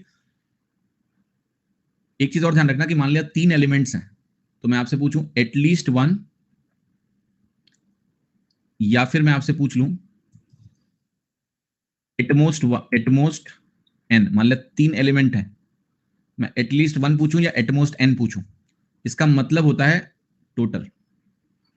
एटमोस्ट n का मतलब यहां मैं पूछूं एटमोस्ट 3 सब्जेक्ट में फेल होने वाले लोग कितने, सारा हो गया। फिर एटमोस्ट 3 मतलब सारा, एक में फेल होने वाला भी चाहिए तुम्हें, 2 में भी फेल होने वाला चाहिए, 3 वाला भी चाहिए। एटलीस्ट 1 पूछूं तो 1 में फेल होने वाला, 2 में फेल होने वाला, 3 में फेल होने वाला, टोटल चाहिए। तो ये शब्द भी यूज किए जा सकते हैं आपसे टोटल पूछने के लिए, एटलीस्ट 1, एटमोस्ट n, एक ही बात। दैट्स इट वेन डायग्राम में, और कुछ नहीं, आपसे कुछ भी पूछेंगे सब बता दोगे आप, because everything is directly visible in the Venn diagram, not in the formula. This is 1 step, 10 minute का एक्स्ट्रा डिस्कशन है खाली, इससे आपकी पूरी क्लैरिटी आपके अंदर आ जाती है, ठीक है। समझे कि नहीं? तो इसको ठीक से तमीज से समझ लेना, घर जाके एक बार दोबारा देख लेना। 99 क्वेश्चन देखिए, एक certain number of student school x से अपीयर होते हैं एग्जाम में और 20% स्टूडेंट फेल हो जाते हैं। स्कूल वाई से 130% ज्यादा स्टूडेंट स्कूल एक्स की तुलना में अपीयर होते हैं उसी एग्जाम में, और अगर 90% टोटल नंबर ऑफ स्टूडेंट जो दोनों स्कूल में अपीयर होते हैं वो पास होते हैं, what is the percentage of student from school Y who failed? इसका वेन डायग्राम से कोई नजर नहीं है, सवाल सीधा हो जाएगा। तो एक्स है और वाई है, जरा समझते हैं। वाई में जो स्टूडेंट अपीयर हुए हैं वो एक्स का 130% है, एक्स और वाई। मैं एक्स में अगर 100 मानूं तो वाई में 130 अपीयर हुए, ये हमारे अपीयर्ड लोग हैं। यहां जो फेल हुए लोग, कितना परसेंट फेल हुआ? 20% फेल हो गया। ओके, अब आगे जो डेटा दिया है कि जितने भी लोग अपीयर हुए हैं टोटल 230, इसमें जो टोटल पास हुए हैं वो 90% है टोटल का। तो कितने फेल हुए? 10% फेल हुए टोटल का। तो मैं ये कह सकता हूं कि टोटल का 10% फेल हो रहा है, 230 का 10% फेल हो रहा है। इज इट सो और नॉट? यस। तो मुझे टोटल का फेल डेटा पता है कि मुझसे पूछ रहा है कि परसेंटेज स्टूडेंट जो वाई स्कूल है फेल हुए हैं वो कितने हैं, that is what I need to calculate. अच्छा, 130% मोर दिया हुआ है, ठीक है। तो ये डेटा जो मैंने लिखा है ये करेक्ट करना पड़ेगा, ये 230 के बराबर होगा। वाई के बच्चे एक्स से 130% ज्यादा है, तो ये 330 आएगा। यहां 20% फेल हो रहा है, यहां कितना फेल होगा उसका परसेंटेज मुझे निकालना है, क्योंकि टोटल का 90% पास हो रहा है, टोटल का 10% फेल हो रहा है। तो आप कहोगे टोटल जो फेल लोग हैं वो 33 लोग हैं, ट्रू। यहां टोटल फेल लोग एक्स में कितने हो गए? 20 लोग हो गए। वाई में कितने फेल हो रहे हैं? फिर 13 फेल हो रहे हैं। इसी 13 का मुझे 230 के बेस पे परसेंटेज निकालना है, विच इज 130/23%। 23 को 5 बार लेके जा सकते हैं और आंसर आपका सी हो जाएगा। 5 से शुरू होने वाला एक ही ऑप्शन है। 23 पंचे 115, 15 बचेगा, यानी 150 बचा। और फिर हम 6 बार ही जाएंगे, 7 बार तो नहीं जा पाएंगे। 5.6% आपकी वैल्यू आ जाएगी, अप्रॉक्सीमेटली 5.7 जो दिया हुआ सी ऑप्शन वो करेक्ट होगा। सीधा सवाल है, कुछ भी कॉम्प्लेक्सिटी नहीं है, ठीक है। अब हमारे मिसलिनियस क्वेश्चन शुरू हो गए, तो हम भी मिसलिनियस क्वेश्चन में कूद जाते हैं। चलो क्वेश्चन नंबर 100 जरा करो। सवाल कह रहा एक शहर में, चुप करो, आज एंड एक एक दिन की लग्जरी जो होती है ना, ये बाद में हमें लगता है ना शुरू में कि हमारे पास बहुत अनलिमिटेड टाइम है, तो आज एक दिन गोला कर देंगे तो क्या फर्क पड़ेगा। यही सब आदत बिगाड़ देती है आपकी, फिर बाद में सर पे एग्जाम आ जाता है। इसलिए रोज का जो दर्द है वो सह लिया करो, ठीक है। एक शहर में पॉपुलेशन 2003 में 6500 आपको दी हुई है। एक साल में मेल पॉपुलेशन इतने से बढ़ेगी, फीमेल पॉपुलेशन इतने से बढ़ेगी, लेकिन ओवरऑल पॉपुलेशन 12.12% से बढ़ेगी। हमें नंबर ऑफ मेल्स चाहिए कि ओरिजिनली कितने थे। बहुत ही बढ़िया सवाल है, बहुत ही आसान है। जो मेल पॉपुलेशन है और जो फीमेल पॉपुलेशन है, ध्यान से देखो, ये 13.13% है, ये 11.11% है। जो ओवरऑल इंक्रीमेंट है वो एग्जैक्टली बीच में है कि नहीं है? 12.12%। यस। मजेदार बात यह है कि ये 1:1 है। नहीं होता 1:1 तो निकाल लेते, एलिगेशन से निकाल लेते, बिल्कुल। ये एग्जैक्टली बीच में है, देखो इसका और इसका एग्जैक्टली बीच एवरेज निकाल लो। 11-13 का एवरेज 12 होता है, 12.12 लिखा है। इसका मतलब पॉपुलेशन मेल और फीमेल की इक्वल है, तभी ओवरऑल जो चेंज हो रहा है वो एग्जैक्टली बीच में है इनके, 12.12%। तो अब 1:1 में बांट देना है भैया, तो आप कहोगे 6500 लोग अगर ओरिजिनली थे तो इसका बटा 2 ही नंबर ऑफ मेल्स होंगे, तो ये वैल्यू हो गई आपकी 3250, सी ऑप्शन। मैं फिर से रिपीट कर रहा हूं कि अगर ये इक्वल नहीं होता 1:1 तो कुछ ना कुछ रेशियो निकलता है एलिगेशन से, उस रेशियो में बांट देते। ऐसे सवाल सरलता से हो जाएगा आपका। जैसे अगला सवाल देखते हैं 101। एक शहर में 25,000 लोग हैं, मेल पॉपुलेशन 5% से बढ़ेगी, फीमेल पॉपुलेशन 3% से बढ़ेगी, टोटल पॉपुलेशन इतनी हो गई। आप बताओ नंबर ऑफ फीमेल्स ओरिजिनली कितने हैं। इसके दो तरीके हैं। एलिगेशन अगेन सबसे आसान तरीका होगा, 25,000 से 26,010 में कितना बदलाव हुआ। अगर मैं 26,010 में 25,000 माइनस करूं तो ये वैल्यू 1,010 का बदलाव लेके बैठी है। तो हम कह रहे हैं कि भाई दोनों से कंबाइंड जो चेंज है वो 1,010 का यहां लिख दिया। फिर मैं कहूंगा कि अगर मान लेते हैं कि पूरी पॉपुलेशन मेल के इंक्रीज रेट से बढ़ जाए, यानी 5% से ही बढ़ जाए, तो 25,000 का 5% अगर आप निकालोगे तो 1250 आएगा यहां पर, 1250। यहां मैं लिख रहा हूं फीमेल। फीमेल में देखना आप कि अगर पूरी पॉपुलेशन 3% से ही बढ़ जाए तो 25 का 3% होता है 750, लेकिन चूंकि दोनों का कॉम्बिनेशन है इसलिए 1,010 बढ़ा। यहां से मैं रेशियो निकाल सकता हूं, और अगर ये रेशियो निकालूंगा तो ये अंतर हमारा आएगा 240, यहां पर ये अंतर आएगा 260। अगर मैं रेशियो कैलकुलेट करूं तो रेशियो बना मेरा 13:12। ठीक है, अब हमें क्या निकालना है कि फीमेल्स ओरिजिनली कितने हैं। आपको अगर टोटल फीमेल्स मुझे मिला यहाँ 25 है, तो ये जो 25 फीमेल्स सॉरी टोटल पॉपुलेशन जो 25 यूनिट है, यही क्वेश्चन में 25,000 दिया हुआ है, तो एक यूनिट तो तुम्हारा 1,000 के बराबर है, सीधा दिख जाएगा, सब लिखने की जरूरत नहीं पड़ेगी। और फीमेल की पॉपुलेशन 12 यूनिट है, तो 12 यूनिट हमारी 12,000 के बराबर हो जाएगी। आपका आंसर क्या हो गया, सी। तो सिंपल सा एलिगेशन यूज करो, लगाओ। दूसरा तरीका इक्वेशन का है, बट एलिगेशन बढ़िया तरीका है। इक्वेशन में आप जाओगे तो आपको ऐसे लिखना पड़ेगा कि 5% मेल की पॉपुलेशन बढ़ी, 3% फीमेल की पॉपुलेशन बढ़ी, और ओवरऑल इंक्रीज कितना आया 1,010 का।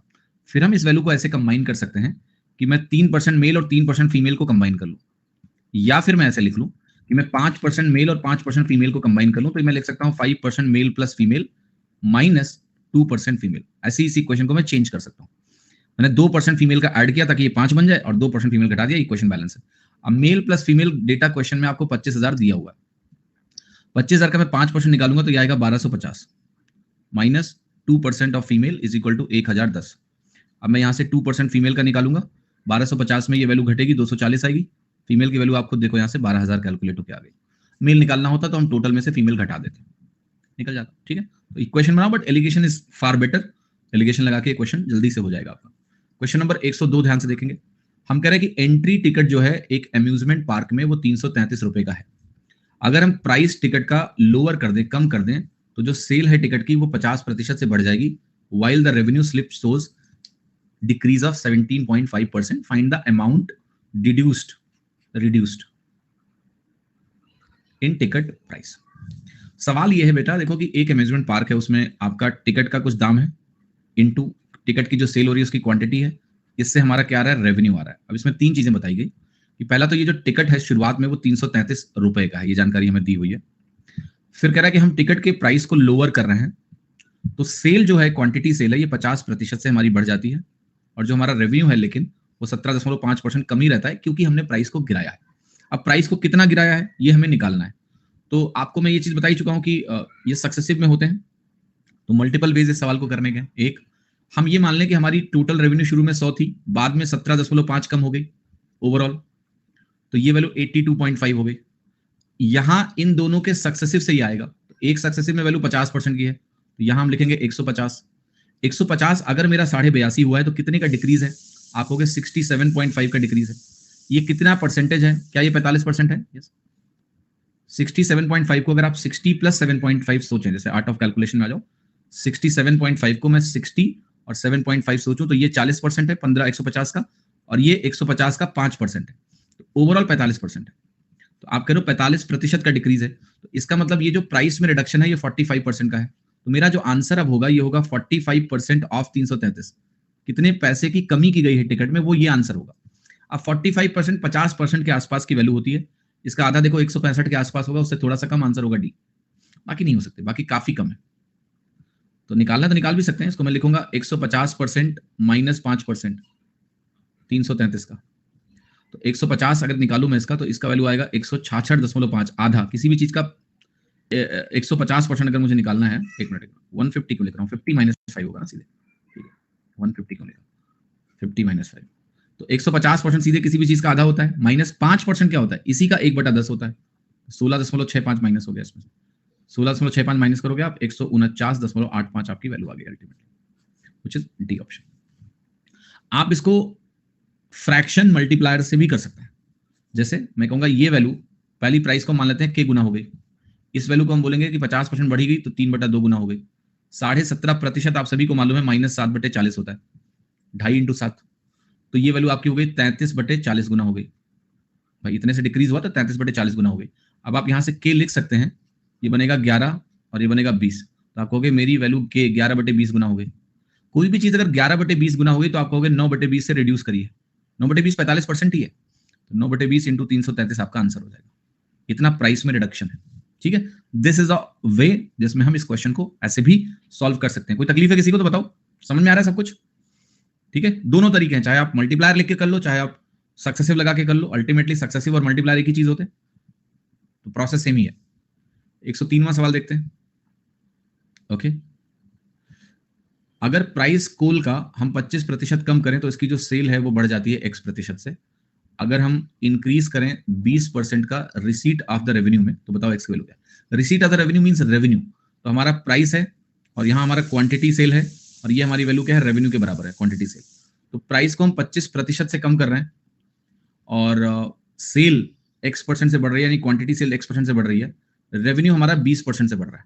तो ये तीन चीजें हो गई। अगर हम क्वांटिटी में इंक्रीज निकालना चाहते हैं, एक्स निकालना चाहते हैं, तो दोनों तरीके वैलिड है। इसमें हम क्या करेंगे, मल्टीप्लायर यूज करते हैं। 25% कम हो जाना, कोई भी चीज 3/4 गुना हो जाती है, x% के करस्पॉन्डिंग हम वैल्यू को लेते हैं k गुना हो गई। 20% बढ़ जाना किसी वैल्यू को 6/5 गुना कर देता है, तो 3 दूनी 6 बन गया। ये k की वैल्यू क्या हो गई, 8/5 हो गई, और 8/5 का मतलब क्या होता है आपका 1 + 3/5, यानी ये वैल्यू 60% से इंक्रीज हो गई। तो आंसर हो गया आपका सी, ठीक है। You can do the question in this way also कि 100 है, 100 हमारा पहले 25% से कम होगा तो 75 बनेगा, 75 फिर हमारा x% से बढ़ रहा है और ओवरऑल वैल्यू कितने से बढ़ी है, 20% से बढ़ी है, तो ये वैल्यू हमारी 120 हो गई। तो ये वैल्यू हमारी 25 20 45 से बढ़ेगी। तो x की वैल्यू कितनी आ गई, 45/75 फ्रैक्शन में आई, x% की वैल्यू फ्रैक्शन में 45/75 आई। 5 15 से काट दो, 15 × 45, 15 × 5 75, 3/5। तो किस परसेंटेज की फ्रैक्शन वैल्यू 3/5 होती है, आपको 60% की। तो there are many ways to do the question, C option यहां करेक्ट है। 104 नंबर का सवाल देखिए, करेक्ट टैक्स इम्पोज्ड ऑन कोविड-19 ड्रग, ये 17.5% से डिक्रीज हुआ। So it is new demand, it's new demand होना चाहिए। Becomes 109 1/11% of previous demand, find percentage change in revenue from it, consider tax is proportional to price. What is the meaning of tax is proportional to price? ये line बहुत important है। तो tax price के proportional देके, देखो ideally क्या होता है कि अगर आपने किसी के टैक्स को 17.5% से डिक्रीज किया तो प्राइस 17.5% से डिक्रीज नहीं होता है। होता है क्या? जैसे मैंने कहा तुम्हारी 100 रुपए इनकम है, 10% का टैक्स है, 10 रुपए टैक्स का 90 रुपए हुआ। अब मैं कहूं कि आपके टैक्स रेट को हमने 10% से कम करके 17.5% रिड्यूस कर दिया, इसका मतलब प्राइस 17.5% से रिड्यूस नहीं होती है। Okay, because that's a linear component, एक अलग चीज चलती है। नहीं, टैक्स बढ़ेगी तो प्राइस भी बढ़ेगी। मेरी बात समझो, वो सब छोड़ो। सवाल जो है कि टैक्स अगर डिक्रीज हुआ तो प्राइस डिक्रीज होगा, for a customer price decrease होगा। आप ऐसे मत समझो कि टैक्स बढ़ेगी तो प्राइस बढ़ेगी, बिल्कुल बढ़ेगी, लेकिन ये लीनियर रिलेशनशिप नहीं होती है, क्योंकि आपका जो प्राइस है, लेट्स से फॉर एग्जांपल, वो कैसे डिसाइड होता है। प्राइस आपका कोई सर्टेन प्राइस है, उस पर एक टैक्स लग रहा है, तो प्राइस क्या होता है, बेस प्राइस होता है प्लस टैक्स होता है। आपने जब टैक्स को रिड्यूस किया तो प्राइस उसी प्रपोर्शन में रिड्यूस नहीं होता है। That's what I am trying to explain. There is a complex structure कि भाई बेस प्राइस है, फिर इसके ऊपर टैक्स है। तो मैं वही समझाने की कोशिश कर रहा हूं कि लेटेस्ट से मान लेते हैं कि कोई चीज उस पर मान लो पहले कि 100% का टैक्स लग रहा था, तो लेट्स से ये 100 रुपए की चीज थी, 100% का टैक्स लगाया तो 200 रुपए था प्राइस। अब आपने कहा कि मैं टैक्स हम 100 का नहीं लगाएंगे, 17.5% कम लगाएंगे, यानी 82.5 का टैक्स लगाएंगे। 82.5 का अगर आपने टैक्स लगाया इस पे, तो ये वैल्यू 182.5 होगी। क्या ये 17.5% का रिडक्शन है? नहीं। और देखो, ये इनिशियल वैल्यू 100% थी, ये भी कहां पता है, वो कुछ भी x% होगी शुरू में, बाद में उससे 17.5% कम है। तो टैक्स में जो रिडक्शन होता है परसेंटेज, वो रिडक्शन प्राइस को उतने परसेंट से कम नहीं करता है जितने से टैक्स कम होता है। तो अगर ये सवाल बिना इस रिलेशनशिप के आ जाए, ये ना लिखे, ये लॉजिकल बात ना लिखे कि आप टैक्स में टैक्स को बिल्कुल प्रोपोर्शनल मान के चलोगे प्राइस के, कि टैक्स बढ़ेगा 10% तो प्राइस भी 10% बढ़ेगा, टैक्स 10% कम होगा तो प्राइस भी 10% कम होगा। अगर ये बात ये ना लिखे तो आंसर हमारा हो जाएगा कैन नॉट बी डिटरमिन्ड, हम नहीं निकाल सकते, बिकॉज हमें टैक्स का डायरेक्ट कोरिलेशन प्राइस से पता ही नहीं होता, ठीक है, क्योंकि उसमें इनिशियल क्या है वो सारी चीजें पता होनी चाहिए। बट चूंकि इन्होंने यहां बोल दिया कि टैक्स को प्राइस के प्रोपोर्शनल मानना है, फिर हम प्रोपोर्शनल मान के चलेंगे, हमें दिमाग लगाना ही नहीं। आप कहोगे 17.5% आपने कम कर दिया टैक्स रेट को, तो हम इसको इस तरीके से लेके चलेंगे कि प्राइस है इंटू कंजम्पशन है, यहां पर हमारा एक्सपेंडिचर है। प्राइस को आप 17.5% से रिड्यूस कर रहे हो, हम यही मानेंगे, क्योंकि आपने टैक्स को 17.5% से रिड्यूस किया तो प्राइस भी 17.5% से कम होगी based on the information given. और आपको डिमांड इतना हो जाता है, यानी डिमांड कितना बढ़ा है पता है आपको, 9 1/11% बढ़ा है। 100% से ऊपर कितना गया, 9 1/11% डिमांड बढ़ा। हमें बताना है कि ये एक्सपेंडिचर यानी जो रेवेन्यू है, यही रेवेन्यू है हमारा, यहाँ रेवेन्यू होकर बेच रहे हो आप, इस पे कितना परसेंट का असर आएगा। 17.5% वही है आपका -7/40, तो आपका 40 जो है वो 33 हो गया। 9 1/11% आपका प्लस 1/11 है, तो आपको यहाँ पर 11 आपका 12 हो गया। मल्टीप्लाई करेंगे, 11 3 33 बनेगा, यहाँ से 4 से काट सकते हैं, 4 3 12, 4 धम्मा, तो ये वैल्यू अगर आपकी 10 बनेगी तो ये वैल्यू आपकी 9 बनेगी। इफेक्टिवली 10 9 10 अगर 9 हो गया तो 1 का डिक्रीज है, 1/10 हमारा 10% का डिक्रीज होता है, 10% डिक्रीज। आंसर क्या हो गया हमारा, ठीक है, आंसर हमारा हो गया डी, 10% डिक्रीज। क्लियर है, मेक सेंस, किसी को कोई तकलीफ नहीं होनी चाहिए। क्वेश्चन नंबर 105 देखिए, क्लास में 35 स्टूडेंट हैं और 6 टीचर्स हैं। हर स्टूडेंट को टॉफीज मिलेंगी जो कि 20% है टोटल नंबर ऑफ स्टूडेंट्स का, और हर टीचर को टॉफी मिलेंगी जो कि 40% है टोटल नंबर ऑफ स्टूडेंट का। How many toffees were there, इसका क्या मतलब देखते हैं। 35 स्टूडेंट्स और हमारे 6 टीचर्स हैं, हर स्टूडेंट को टॉफी मिल रही है 20% टोटल नंबर ऑफ स्टूडेंट का, तो इसका 20% कितना होगा, 7। सक्सेसिव लगाया है मंदी को, और क्या किया मैंने, जब हम रेशियो में लिख के मल्टीप्लाई करते हैं उसको सक्सेसिव ही बोलते हैं। बालक कहां थे तुम इतने दिन तक, इतनी बार मैं रेशियो में लिख के सक्सेसिव यूज कर चुका हूं, अब आप कह रहे हो सक्सेसिव नहीं होगा क्या, क्या किया हमने वहां पर, और है डांटने वाला काम करोगे डांट ही खाओगे। हर टीचर को टॉफीज मिलेंगी, वो 40% है टोटल नंबर ऑफ स्टूडेंट का, तो ये 14 होगा। 35 को 7 से गुणा करना है, इसको 7 टॉफी मिली, इसको 14 मिली, 14 संग 84 हो गया, और 35 को 7 से गुणा करेंगे 245 आएगा, इसका टोटल करेंगे 329 आपकी वैल्यू आ गई, 329, ठीक है। 106वां सवाल देखिए, 4 दोस्त हैं ए बी सी डी, इन्होंने एक बिजनेस शुरू किया है, 56 लाख रुपए का इन्वेस्टमेंट है। बी सी डी का जो कंट्रीब्यूशन है वो ए का 460% है, तो B plus C plus D का जो कंट्रीब्यूशन है ए का 460% है, तो ए अगर 100 होगा तो ये वैल्यू 460 होगी। If you want you can further reduce it, ये वैल्यू हमारी 23/5 के बराबर है, ठीक। 460%, ए को 100 मान लो, तो काटोगे आप 23/5 आ जाएगा। फिर कह रहा है एसीडी का जो कंट्रीब्यूशन है, एसीडी का जो कंट्रीब्यूशन है वो बी का 366.66% है। 366.66% क्या होगा, 300% 3 होता है, प्लस 2/3 होगा, 3 3 9 2 11/3, तो ये वैल्यू 11/3 के बराबर होगा। और कह रहा है सी का कंट्रीब्यूशन जो है वो ए बी डी, सी का कंट्रीब्यूशन 40% है, तो ये 100 है तो ये 40 है, 100 और 40 लिखेंगे तो 2/5 आ जाएगा। That is the whole game. ये रेशियो दिया मुझे, डी के द्वारा इन्वेस्टेड अमाउंट निकालना है, तो आप कहोगे सबका टोटल बराबर कर लेते हैं। ए बी सी डी सबका टोटल यहाँ 28 है, यहाँ कितना है 14 है, यहाँ कितना है 7 है। इक्वलाइज करने के लिए सबको 28 करें, 14 को 28 करने के लिए 2 से गुणा करना पड़ेगा, तो ये 22/6 बन जाएगा। 7 को 28 करने के लिए 4 से गुणा करना पड़ेगा, 5 चौके 20, 4 दूनी 8 बन जाएगा। अब यहाँ से देखो, यहाँ से सबकी वैल्यू मैं लिख सकता हूँ इफ आई वांट। ए की वैल्यू कितनी है, 5 है। बी की वैल्यू अगर मैं लिखने जाऊँ तो यहाँ 3 दूनी 6 बन गई है, 6 है। सी की वैल्यू कितनी है, 8 है। डी की वैल्यू नेचुरली अब निकल आएगी, क्योंकि ए बी सी डी सबका टोटल 28 है, तो 6 5 11 8 19 9, ए बी सी डी हो गया। मुझे अब डी ने कितना अमाउंट इन्वेस्ट किया निकालना है, टोटल निकालेंगे तो ये वैल्यू 28 आ रही है, तो आप कहोगे 28 यूनिट ही टोटल जो है वो 56 लाख के बराबर है। 28 यूनिट 56 लाख के बराबर है, तो 1 यूनिट ही हमारा 2 लाख के बराबर है, और 1 यूनिट अगर 2 लाख के बराबर है तो 9 यूनिट जो डी का इन्वेस्टमेंट है वो 9 यूनिट है, वो 9 दूनी 18 लाख के बराबर है, 18 लाख के इक्वल है। तो ये वैल्यू हमारी बी निकल के आ गई 18 lakh. That's my answer. Question number 107 देखिएगा, शेल्फ ए में कह रहा है कि 4/5 नंबर ऑफ बुक्स हैं जो सेल्फ बी में है। फिर कह रहा है 25% बुक्स जो ए की हैं उनको हम बी में ट्रांसफर करेंगे, और फिर 25% बुक्स जो बी में है उसको हम ए में ट्रांसफर करेंगे। आपको बताना है कि percentage of total number of books in self ए कितना होगा। तो ए और बी मैं लिख रहा हूं, और मैं कह रहा हूं यहां मान लेते हैं 100 बुक्स हैं, तो यहाँ 80 होगा, ऐसा लिख लेते हैं। ए से 25% बुक्स बी को ट्रांसफर करेंगे, इसका 25% कितना होगा, 1/4, 20, तो यहाँ 60 बचा, यहाँ 120 हो गया। फिर हम क्या कर रहे हैं, इसका 25% इसमें डाल रहे हैं, इसका 25% इसका 1/4 होगा, इसका 1/4 कितना आएगा, 1/4 30 आएगा, 30 निकला तो 90 हो गया, यहाँ 30 गया तो 90 हो गया। तो अब कह रहा है कि आप बताओ कि परसेंटेज ऑफ टोटल बुक्स ए में कितनी है, बराबर हो गया ना, बराबर होने पे 50% इधर है 50 उधर, 50 इधर 50 उधर, इक्वलाइज हो गई वैल्यू, बराबर हो गई, तो आंसर हो गया डी। ठीक है, सिंपल है। 108वां सवाल देखिए, मिस्टर सुरेश व्हीट, कॉर्न और बर्ले को क्या कर रहे हैं, कंज्यूम कर रहे हैं। रेशियो जो एक्सपेंडिचर का है वो दिया है 17, 3, 12। प्राइस कमोडिटीज की कितनी बढ़ रही है, 30, 50, 20%। Find how much percent expenditure will be increased, expenditure कितने परसेंट से बढ़ेगा, consumption of the commodities remains constant. बहुत बढ़िया सवाल है।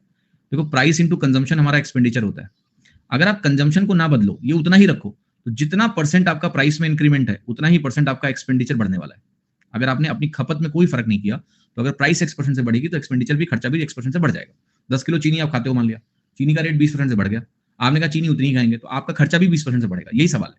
तो हमें करना क्या है बेसिकली, कि सुरेश साहब जो है 17, 3 और 12 के रेशियो में कंजम्पशन करते हैं, ये दिया हुआ, ये इनका एक्सपेंडिचर रेशियो है, इतना इतना खर्चा हो रहा है। अब एक्सपेंडिचर प्राइस से सीधा लिंक्ड है। अब आप करो कि ये कमोडिटी हमारी बढ़ गई 30% से, यहां बढ़ोतरी हो गई 50% की, और यहां बढ़ोतरी हो गई 20% की, तो नेट कितना इंक्रीज आ जाएगा। सिंपल, यहां 30, 50, 12 का हमें नेट वेटेड एवरेज निकाल लेना है। तो आप वेटेड एवरेज से कर लो इस सवाल को, आप डेविएशन से इस सवाल को कर लो, दोनों से हो जाएगा। तो या तो आप वो कर लो 17 into 30 510, plus 15 into 50 into 3 150, plus 12 into 20 कर लो, ये हो गया आपका 240 बटे 17, 3 20, 20 और 12 कितना हुआ 32। ऐसे करके सॉल्व कर लो, एक तरीका ये, डिवाइड कर लो, वैल्यू आ जाएगी, जो भी आनी आ जाएगी। यहाँ 660 और 240, 900 बन जाएगा। 900 बटे 32% हम काट सकते हैं 4 से, 4 8 32 हो गया, और ये वैल्यू हमारी आएगी 450 का 225। तो डिवाइड कर लेते हैं, 8 दूनी 16, 8 16, 8 अठाई 64, 1/8% आ गया। एक तरीका ये है। दूसरा तरीका है कि आप किसी एक पर्टिकुलर वैल्यू को अपना डेविएशन मान लीजिए, 30 को मान लीजिए, तो ये नेट डेविएशन 0 दे देगा। 30 के रेस्पेक्ट में 50 का डेविएशन प्लस 20 है, तो ये प्लस 20 इंटू 3 बनाएगा, 60 बनाएगा। ये -10 है, -10 इंटू 12 -120 बना देगा, डिवाइडेड बाई टोटल 17, 3 20 और 12 32 बन जाएगा। यहाँ से वैल्यू आ जाएगी 30 - 120 बटे 32, विच इज 4 8 32 30, तो 30 - 30 बटे 8, 8 3 24, और 24 के बाद यहाँ बचा आपका 6 बटे 8। ऐसा कर लेते हैं, नहीं गड़बड़ हुआ कुछ, 30 माना ना, तो ये तो 0 हो गया, ये प्लस 20 यहाँ 60 हो गया, -10 - 120 हो गया, तो ये वैल्यू -60 आ रही है, सॉरी दिस इज -60, नेट -60 आया ना, यहाँ आप लिखोगे -60/32।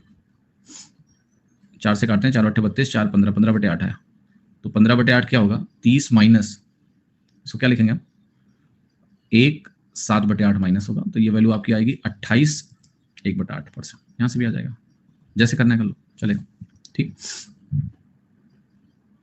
डेविएशन वाला मेथड कब सिखाया था, जब आप सो रहे थे बेटा। हाँ जी, एवरेज पढ़ना पड़ेगा उसके लिए, तो नहीं आता है तो एवरेज पढ़ लो, नहीं आता है एवरेज तो कोई बात नहीं। ठीक है, आपके इस कोर्स में साइक्लिक मॉडल में एवरेज आगे होगा लाइव, बट एवरेज की रिकॉर्डिंग्स ऑलरेडी हैं, वो भी आप कर सकते हो। तो या तो उसको ले लो, या आप बाद में एवरेज यूज करना, अभी आप ऐसे करो। ठीक है, 109वां सवाल देखिए। देखिए क्वांट में टॉपिक्स इंटरमिंगल्ड है, जब आप एवरेज करोगे तो उसमें परसेंटेज का कॉन्सेप्ट कई बार लग जाता है, परसेंटेज करोगे तो एवरेज लग जाएगा, रेशियो करोगे तो परसेंटेज की जरूरत पड़ेगी, परसेंटेज करोगे तो रेशियो की जरूरत पड़ेगी। तो कोई भी टॉपिक से आप स्टार्ट करोगे, किसी और टॉपिक की नीड पड़ी जाती है। ठीक है, तो दैट्स नॉट ए प्रॉब्लम, चलता है। किसमें प्रोपोर्शनलिटी नहीं दिया है मनदीप, नहीं कर सकते हो यार। अगर प्रोपोर्शनलिटी नहीं दिया है तो आप करो हम सक्सेसिव यूज कर लेंगे, कैसे कर लोगे। 17.5% टैक्स का reduction is not equivalent to 17.5% reduction in price. अगर ये नहीं दिया तो आंसर होगा can not be determined, that's it, no question about it. नवा सवाल, एक आदमी 30% अपनी वेल्थ की चैरिटी में डिवोट करेगा, 30% 25% बाकी वेल्थ का अपनी पत्नी को देगा, सन को देगा, और बाकी का पैसा वो इक्वली अपने 3 बच्चियों के बीच में डिवाइड करेगा। वन ऑफ हिज डॉटर्स को 42 लाख रुपए मिलते हैं एज ए शेयर, आपको बताना है उस आदमी का वेल्थ कितना है। तो आदमी के पास मान लेते हैं वेल्थ है 100 की, ठीक है, ध्यान से देखना। 30% चैरिटी में चला गया, कितना बचा? 70। इस 70 में 30 और 25 यानी 55% वाइफ और सन को चला जाएगा, 55% इसका। तो इसका जो 45% है यानी 9/20, ये किसको जाएगा? ये इनकी बेटियों के बीच में जाना है। 3 बेटियां हैं, तो हर एक बेटी को कितना मिलने वाला है? इसका 1/3। तो 1/3 इंटू 9/20 इंटू 70%, हर एक बेटी को मिला, जो कि क्वेश्चन 42 लाख कह रहा है कि मिला हर एक बेटी को। अब यहां से मुझे 100% निकाल लेना है, तो 3 त्रिक का 9 बचा। ये अब काटना ही है, काट लो यार, 0 से 0 कट जाएगा। ये 7 त्रिक 21 बना, 21 दूना 42 हो गया। 1% आपका यहाँ 4 लाख के बराबर आ गया। तो 100% अगर आप निकालने जाओगे तो ये 400 लाख आ गया। मैंने क्या किया? 100 से शुरू किया, 100% मान लिया, 70% बचा चैरिटी के बाद, 55% वाइफ और सन को चला गया, तो बाकी का जो 45% है, उचित 9/20 45% होता है 70% का, ये 3 बेटियों में बटा है, इसका मैंने 1/3 कर दिया, आंसर आ गया। ठीक है, 110वां सवाल देखिए।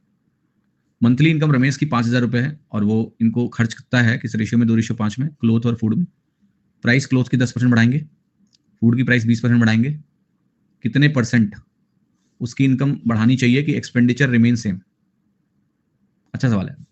सो एक्सपेंडिचर हमें सेम रखना है, प्राइस इनटू कंजम्पशन।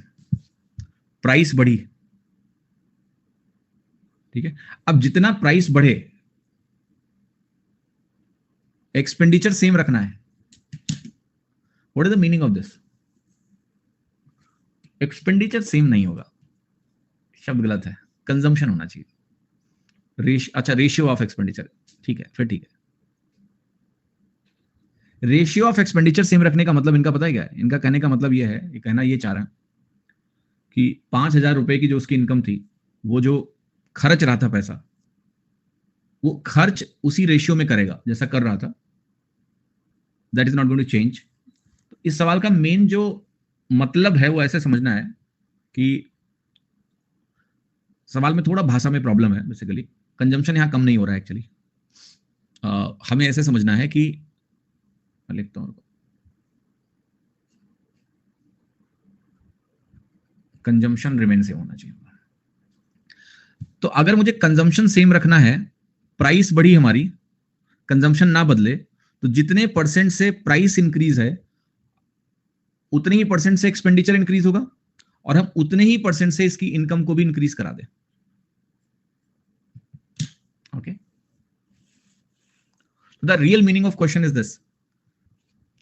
देखो, अगर हम ये कह रहे हैं कि हमारा जो प्राइस है, ठीक है, कंजम्पशन हम नहीं बदलेंगे, कंजम्पशन अगर हम चेंज नहीं करेंगे तो जितना प्राइस इंक्रीज है एक्सपेंडिचर में उतने ही प्रतिशत इंक्रीज होगा। अगर हमारा कंजम्पशन यानी खपत हमने नहीं चेंज की, प्राइस बढ़ा, तो हमारा एक्सपेंडिचर उतने परसेंट से बढ़ गया। अब वो आएगा कहां से? उतनी ही इनकम बढ़ा देते हैं। तो जो एक्सपेंडिचर करना है उसके लिए पैसा हमारे पास मौजूद है, कोई दिक्कत नहीं। That's the whole question. अब हम क्या करेंगे? हम कहेंगे भाई देखो 2:5 की वैल्यू है, ये हमारा बढ़ रहा है 10% से, क्लोथ एंड फूड, फूड 10% से बढ़ रहा है, और ये 20% से बढ़ रहा है। क्लोथ एंड फूड, क्लोथ 20% से बढ़ा नहीं, उल्टा है, 10 और 20 उल्टा है। ऐसा, ये 10 है, ये 20, ठीक है। टोटल कितना बढ़ा? 20%, 20 × 5 100% बटे 7, 120/7% का इंक्रीज आएगा प्राइस में नेट। 17 7 119, 17 1/7% हो गया, यही आंसर हो गया। इतना ही हम क्या करेंगे? इनकम बढ़ा देंगे। इतना ही एक्सपेंडिचर बढ़ेगा, इतना ही इनकम बढ़ेगा, कहानी खत्म, सब बैलेंस। 111वां सवाल देखो। हर दिन मैंगो सेलर अपना आधा स्टॉक बेचेगा, 10% स्टॉक ओवरनाइट स्पॉइल हो जाएगा, खराब हो जाएगा।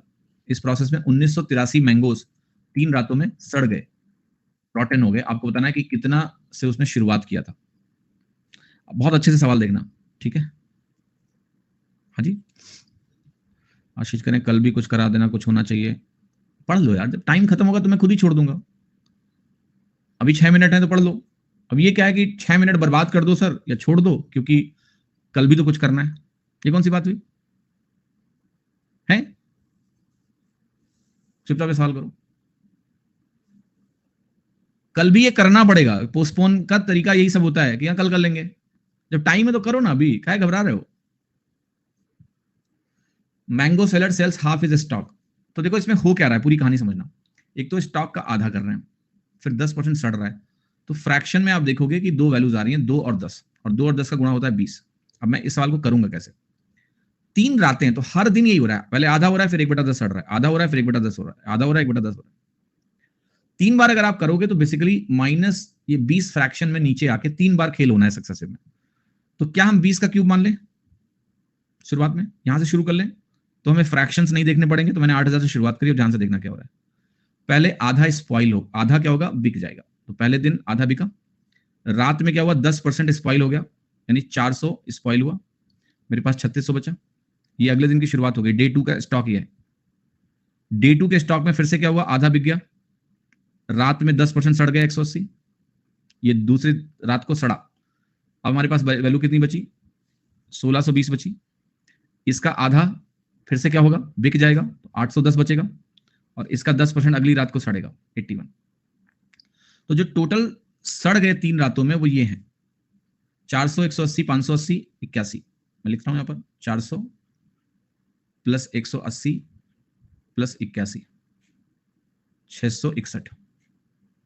अब ये 661 आपको क्वेश्चन में कितना दिया है, 1983, विच इज अगर आप काटोगे 1 यूनिट 3 के बराबर है।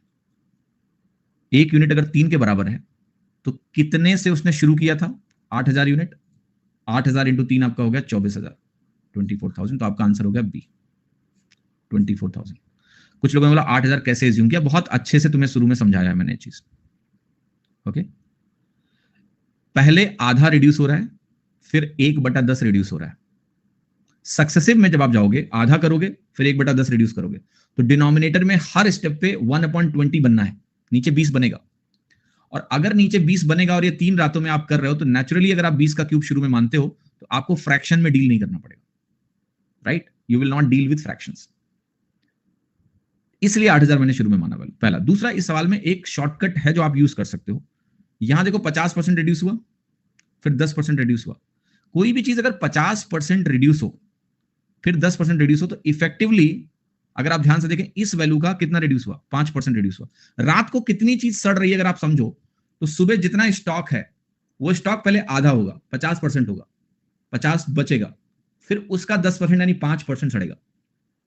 तो इफेक्टिवली अगर हमने 8000 से शुरुआत करी है तो पहली रात में हमारा कितना सड़ेगा, वो 400, 5% इसका। अब अगली रात में कितना सड़ेगा, अगर सेम पैटर्न फॉलो होगा तो उसको लिखने का एक छोटा तरीका है, इस वैल्यू को पहले आधा करो, या आप सीधे 45% निकाल लो, क्योंकि आपको पता है पहले 50 होगा फिर 5 और कम होगा, 55 कम हो जाएगा, 45 बचेगा। तो अगली जो वैल्यू आएगी वो इसका 45% होगी, या आप इसका आधा करके फिर 10% कम कर लो। आधा करोगे 200, 200 का 10% कम किया तो अगली रात को खराब होने वाली चीज 180, फिर इसका आधा करो 90, 90 का 10% 9, 81 अगली रात को सड़ेगा। आप टोटल इस वैल्यू को लिख सकते हो 661। If the similar process is there कि पहले सर्टेन स्टॉक बिकेगा फिर रात को सर्टेन स्टॉक सड़ेगा, that's how we can write directly, but otherwise this is the whole process जो मैंने आपको यहां पर समझाया, ये पूरा प्रोसेस है, ठीक है। तो कल के लिए हमारे पास कुछ 9 सवाल बच रहे हैं, 9 सवाल पढ़ेंगे, फिर परसेंटेज का कुछ 9 सवाल भी नहीं है, तो जितने भी हैं 5-6 सवाल, और कैलकुलेशन का थोड़ा, परसेंटेज का कैलकुलेशन एप्लीकेशन जो है, कैलकुलेटिव एस्पेक्ट है उसके बारे में चर्चा करेंगे, कुछ जो थोड़े बहुत आपके डाउट्स हैं उसके बारे में चर्चा करेंगे, और कल हम परसेंटेज को टाटा बाय बाय कर लेंगे, और उसके बाद हम अगले टॉपिक पे मूव करेंगे। कल परसेंटेज ही चलेगा, ओके, परसेंटेज ही चलेगा, और परसेंटेज अभी खत्म नहीं हो रहा है। Profit and loss is again application of percentage, तो परसेंटेज तो अभी चलता ही रहेगा, समझ लो। CISI is again application of percentage, तो परसेंटेज अभी खत्म नहीं हुआ है। ये परसेंटेज का एक फंडामेंटल आपने कर लिया, देन आप अभी आगे परसेंटेज पढ़ोगे तो आपका परसेंटेज भी मजबूत होगा। बस ये है कि फाउंडेशन जो पढ़ाया है इसको रिवाइज अच्छे से जरूर कर लेना, ठीक है। चलो अलविदा, कल मिलेंगे।